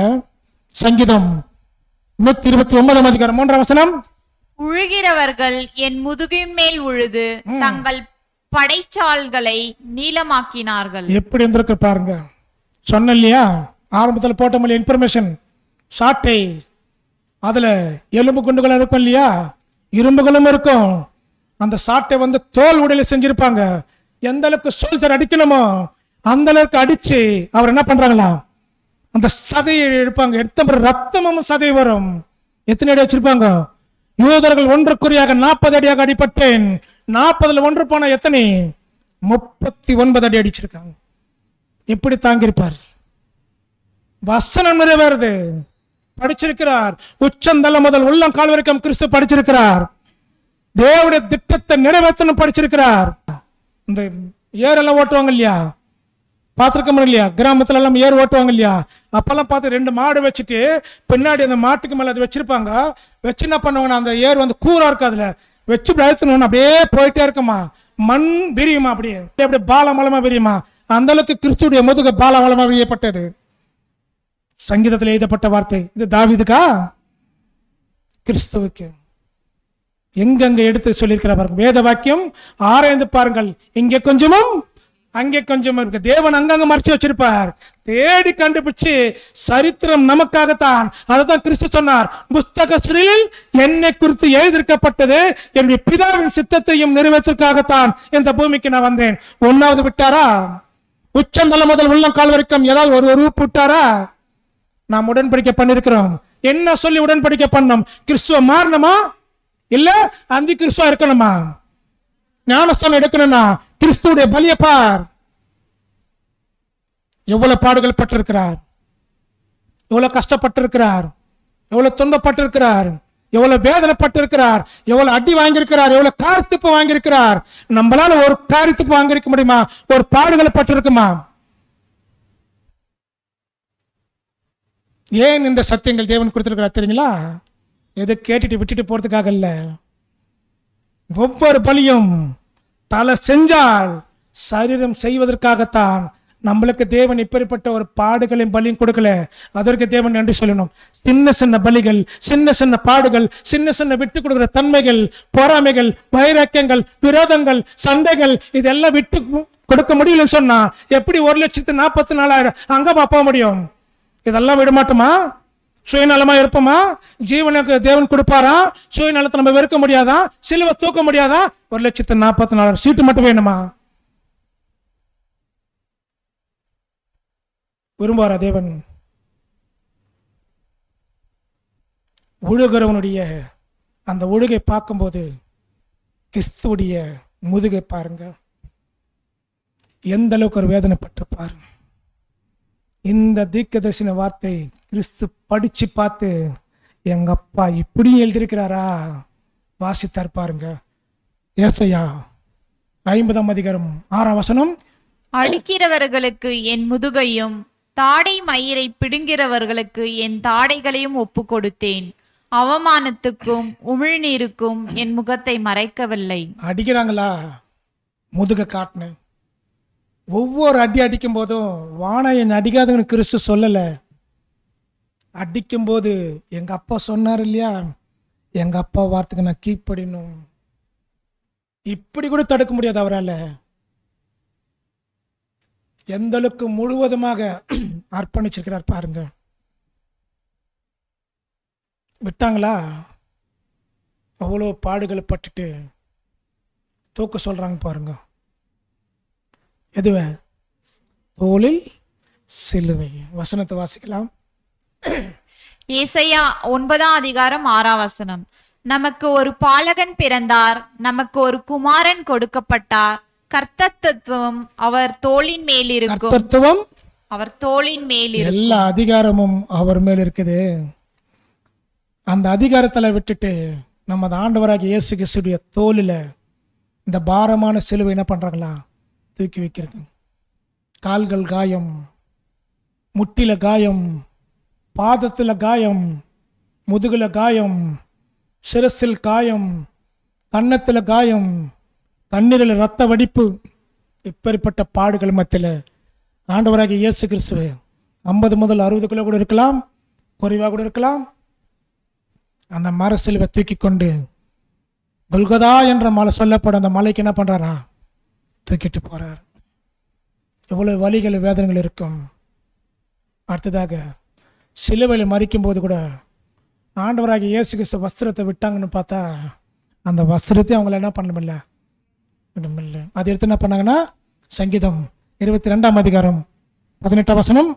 என் வஸ்திரங்களை தங்களுக்குள்ளே பங்கிட்டு என் உடையின் மேல் சீட்டு போடுகிறார்கள். என்ன பண்றாங்களா? இந்த வசனத்தையும் ஆண்டவராகிய இயேசு கிறிஸ்து என்ன பண்ணியிருப்பாரு? எதில் எழுதப்பட்டுக்குது? சங்கீதம் 22ஆம் அதிகாரம் 18ஆம் வசனத்துல. என் வஸ்திரங்களை தங்களுக்கு பங்கிட்டு என் உடன் பேரில் என்ன பண்றாங்களா? சீட்டு. அப்ப அந்த வஸ்திரம் என்ன பண்ணிருக்கிறாங்க தெரியுங்களா? ஏன் இந்த வஸ்திரத்தை சீட்டு போட்டாங்க? சீட்டு எதுக்கு போடுவாங்க? ஒரு 4 பேர் இருக்கிறாங்கன்னா யாருக்காவது ஒருத்தர் தான் கிடைக்கணும் சீட்டு போட்டிருப்பாங்க. ஏன் 4 பேர் கிழிச்சு பங்கெடுத்துருக்கலாமே? ரோமருடைய ஒரு ரூல்ஸ் என்னன்னா, யாராவது அங்கே மறிச்சாங்கன்னு சொன்னால் அங்கே மறிக்கும்போது அந்த கல்லனுடைய கழுத்தில் செயினோ இல்லை காப்போ விலை உயர்ந்த வஸ்திரங்கள் எதுவாக இருந்தாலும் அதை எடுக்கக்கூடிய உரிமை யாருக்குன்னு சொன்னால் இந்த ரோமருடைய சோல்ஜருக்கு. அவங்க எடுத்துக்கலாம். இவங்க என்ன பண்ணுறாங்கன்னா, கிறிஸ்துவுடைய அந்த வஸ்திரம் மேலேருந்து கீழ் வரைக்கும் அது தையல் இல்லாமல் இருந்தது. அது கிழியாமல் யாருக்கு ஒருத்தருக்காவது எடுத்துக்கலாம்னு சொல்லிட்டு என்ன பண்ணுறாங்களா? சீட்டு போடுறாங்க. சீட்டு போட்டால் யாருக்கு? ஒருத்தருக்கு தான் என்ன பண்ணியிருக்கணுமா? அது கிடைச்சிருக்கு. ஏன்னா தேவன் என்ன பண்ணியிருக்கிறாதான், அந்த ஒரு வஸ்திரத்தை எடுத்து யாருக்காவது ஒருத்தருக்கு என்ன பண்ணியிருக்கிறாங்களா? அதை சீட்டு போட்டு எடுத்துக்கொள்ளலாம்னு சொல்லிட்டு ஒருத்தர் மட்டும் இதோடைய சரித்திரத்தையும் இதோடைய ரகசியத்தை கிறிஸ்துவின் வஸ்திரம் என்ற தலைப்பில் நம்ம இன்னொரு நாளைக்கு என்ன பண்ணலாம்? பாடங்களை நம்ம பார்க்கலாம். அடுத்தது எதை விட்டுக்கிறோம்? நம்ம எல்லாத்தையும் பார்த்துட்டுமா? முடிச்சிடலாமா? வேறு ஏதாவது விட்டுக்கிறோமே? இந்த கறி சாப்பிடும்போது கறி சாப்பிட்றோம் இல்லையா, பீஸு, அது கறி சாப்பிடும்போது உள்ள ஒன்று இருக்குமே, எலும்பு தான் விட்டுக்கிறோம். எலும்பு பார்க்கலாம். வசனத்தை வாசிங்க. சங்கீதம் 22ஆம் அதிகாரம் 17ஆம் வசனம். என் எலும்புகளை எல்லாம் நான் எண்ணலாம். எலும்புகள் எல்லாம் எப்படி எண்ண முடியும்? எப்படி எண்ண முடியும் எலும்புகளை? இன்னைக்கு ஞாயிற்றுக்கிழமை தானே, தயவுசெய்து எனக்கா கொசுரும் கறி கடைக்கு போய் பாருங்க. அந்த ஆடுதெல்லாம் தோல் உரிச்சு வச்சிருப்பாங்க, உள்ள இருக்கிறதெல்லாம் மொத்தம் எடுத்துட்டு, அந்த ஆட்டுடைய தோல் எடுத்துட்டு பின்பு சதையில் எடுத்துட்டு பின்பு தொங்க வச்சிருப்பாங்க. ஈஸியாக எண்ணலாம், 1 2 3 தூரத்தில் கூட எண்ணலாம். அந்த மாதிரி கிறிஸ்துவுடைய சரீரத்திற்கு அந்த சதையில் எடுத்த பின்பு என் எலும்புகள் எல்லாம் எண்ணலாம். எவ்வளோ பாடுகள் பாருங்க, கிறிஸ்து பட்ட பாடுகள். உச்சந்தலை முதல் உள்ளங்கால்கள் வரைக்கும் கிறிஸ்து சரீர பலிகளை நிறைவேற்றினார். கடைசியாக நமக்கு ஒரு வசனத்தின் மூலிமா இந்த சப்ஜெக்டுக்கு உண்டான சாராம்சத்தை கிறிஸ்து சொல்லியிருக்கிறார். கிறிஸ்து சரீர பாடுகள். நமக்கு என்ன பாடுகள் அப்படின்றதுனால எந்த வசனத்தை கோட் பண்ணால் நல்லா இருக்கும், எந்த வசனம் ஆப்ட் பண்ணால் நல்லா இருக்கும், எல்லாருக்கும் தெரிஞ்ச வசனம், இந்த சப்ஜெக்டுக்கு ஆப்டான வசனம். ஞானஸ்தானம் எடுத்தவர்கள் அந்த வசனத்தை கரெக்டாக சொல்ல முடியும். ஞானஸ்தானம் பாதி வந்துச்சு, இதுக்கு முன்னாடி ஒரு வசனம் வருது, சொல்லுங்க. இல்லை, வசனத்தை வாசிக்கலாம். சகோதரரே, அப்படி இருக்க சகோதரரே, நீங்கள் உங்கள் சரீரங்களை பரிசுத்தமும் தேவனுக்கு பிரியமுமான ஜீவ பலியாக ஒப்பு கொடுக்க வேண்டும் என்று தேவனுடைய இரக்கங்களை முன்னிட்டு உங்களை வேண்டிக் கொள்ளுகிறேன். இதுவே நீங்கள் செய்யத்தக்க புத்தியுள்ள ஆராதனை. கரெக்டா ஆப்டாச்சுங்களா? ஆப்டாச்சுங்களா? மேட்ச் ஆச்சுங்களா? கிறிஸ்து சரீர பாடுகள். நாம் சகோதரரே, நீங்கள் உங்கள் சரீரங்களை பரிசுத்தமும் தேவனுக்கு பிரியமுமான ஜீவ பலியை ஒப்பு கொடுக்க வேண்டும் என்று தேவனுடைய இரக்கங்கள் முன்னிட்டு வேண்டிக் கொள்கிறேன். நாம் உயிரோடு இருந்து ஜீவ பலியை கொடுக்கணும். கிறிஸ்து உயிரோடு இருந்து சரீர பலி கொடுத்தார். நாம் கிறிஸ்துக்குள்ள இருந்து உயிரோடு இருந்து ஜீவ பலியை கொடுக்கணும். எந்த பலி நிறைவேற்றலாம்? உயிரோடு இருந்து ஜீவ பலியை கொடுக்கறதுன்னா என்ன என்ன என்ன தெரியுங்களா? ஞானஸ்தானம் எடுத்தவர்கள் கிறிஸ்துவுக்காக நான் என்ன பலி கொடுக்கணும் உங்களுக்கு தான் தெரியும். பகைவர்களுக்காக, வெறுக்கப்பட்டவர்களுக்காக, துன்புறுத்துறவர்களுக்காக, சாபம் கொடுத்தவர்களுக்காக, சத்தியத்தை நிமித்தமாக வர துன்பத்திற்காக நீங்கள் என்ன கடமைகளை செய்ய விரும்பணுமோ கிறிஸ்துவை நோக்கி பார். பகைத்தார்களா? ஆசீர்வாதங்கள். துன்புறுத்தினார்களா? ஜெபம் பண்ணுங்கள். துரோகம் பண்ணார்களா? நேசியுங்கள். அநேக விதமான காரியங்கள் உங்களுக்கு துன்பம் வரத்துக்காக, உங்களை கொல்வதற்காகவும் வார்த்தையினால துன்புறுத்துவதற்காகவும் ஏற்பாடு செஞ்சிருப்பாங்கன்னு சொன்னால் கிறிஸ்துவுக்காக, அவர்களுக்காக என்ன பண்ணுங்க? கிறிஸ்துவ நிமித்தம் ஜெபம் பண்ணுங்கள். இதுதான் எங்களை செய்யக்கூடிய ஜீவ பலி. தயவு செய்து சத்தியத்தை மாத்திரம் விட்டுடாதுங்க. சத்தியத்தை நிமித்தமாக தான் நம்ம என்ன பண்ண முடியுமா? ஜீவ பலியை ஒப்பு கொடுக்க வேண்டும். ஆலயத்துக்கு வரக்கூடிய காரியங்களாக இருக்கட்டும், வேதத்தை நேசிக்கக்கூடிய காரியங்களாக இருக்கட்டும், சத்தியத்தை கேட்கக்கூடிய காரியங்களாக இருக்கட்டும், சகோதரத்தில் காட்டக்கூடிய அன்புகளாக எதுவாக இருக்கட்டும், ஆனால் அது எல்லாவற்றிலும் என்ன வரணுமா? ஜீவ பலியா வரணும். இதுதான் நீங்கள் செய்யத்தக்க புத்தி உள்ள ஆராதனை. பொறுமையோடு கேட்ட உங்களை யாவரையும் தேவன் தாமே உங்களை யாவரையும் ஆசீர்வதிப்பாராக. இப்படிப்பட்ட பாடத்தை கொடுத்த நம்முடைய பிதாவாகிய தேவனுக்கு ஆண்டவராகிய இயேசு கிறிஸ்து மூலமாய் நன்றிகளையும் துதி சோத்திரங்களும் எடுத்துக்கொள்வோம். ஆமென்.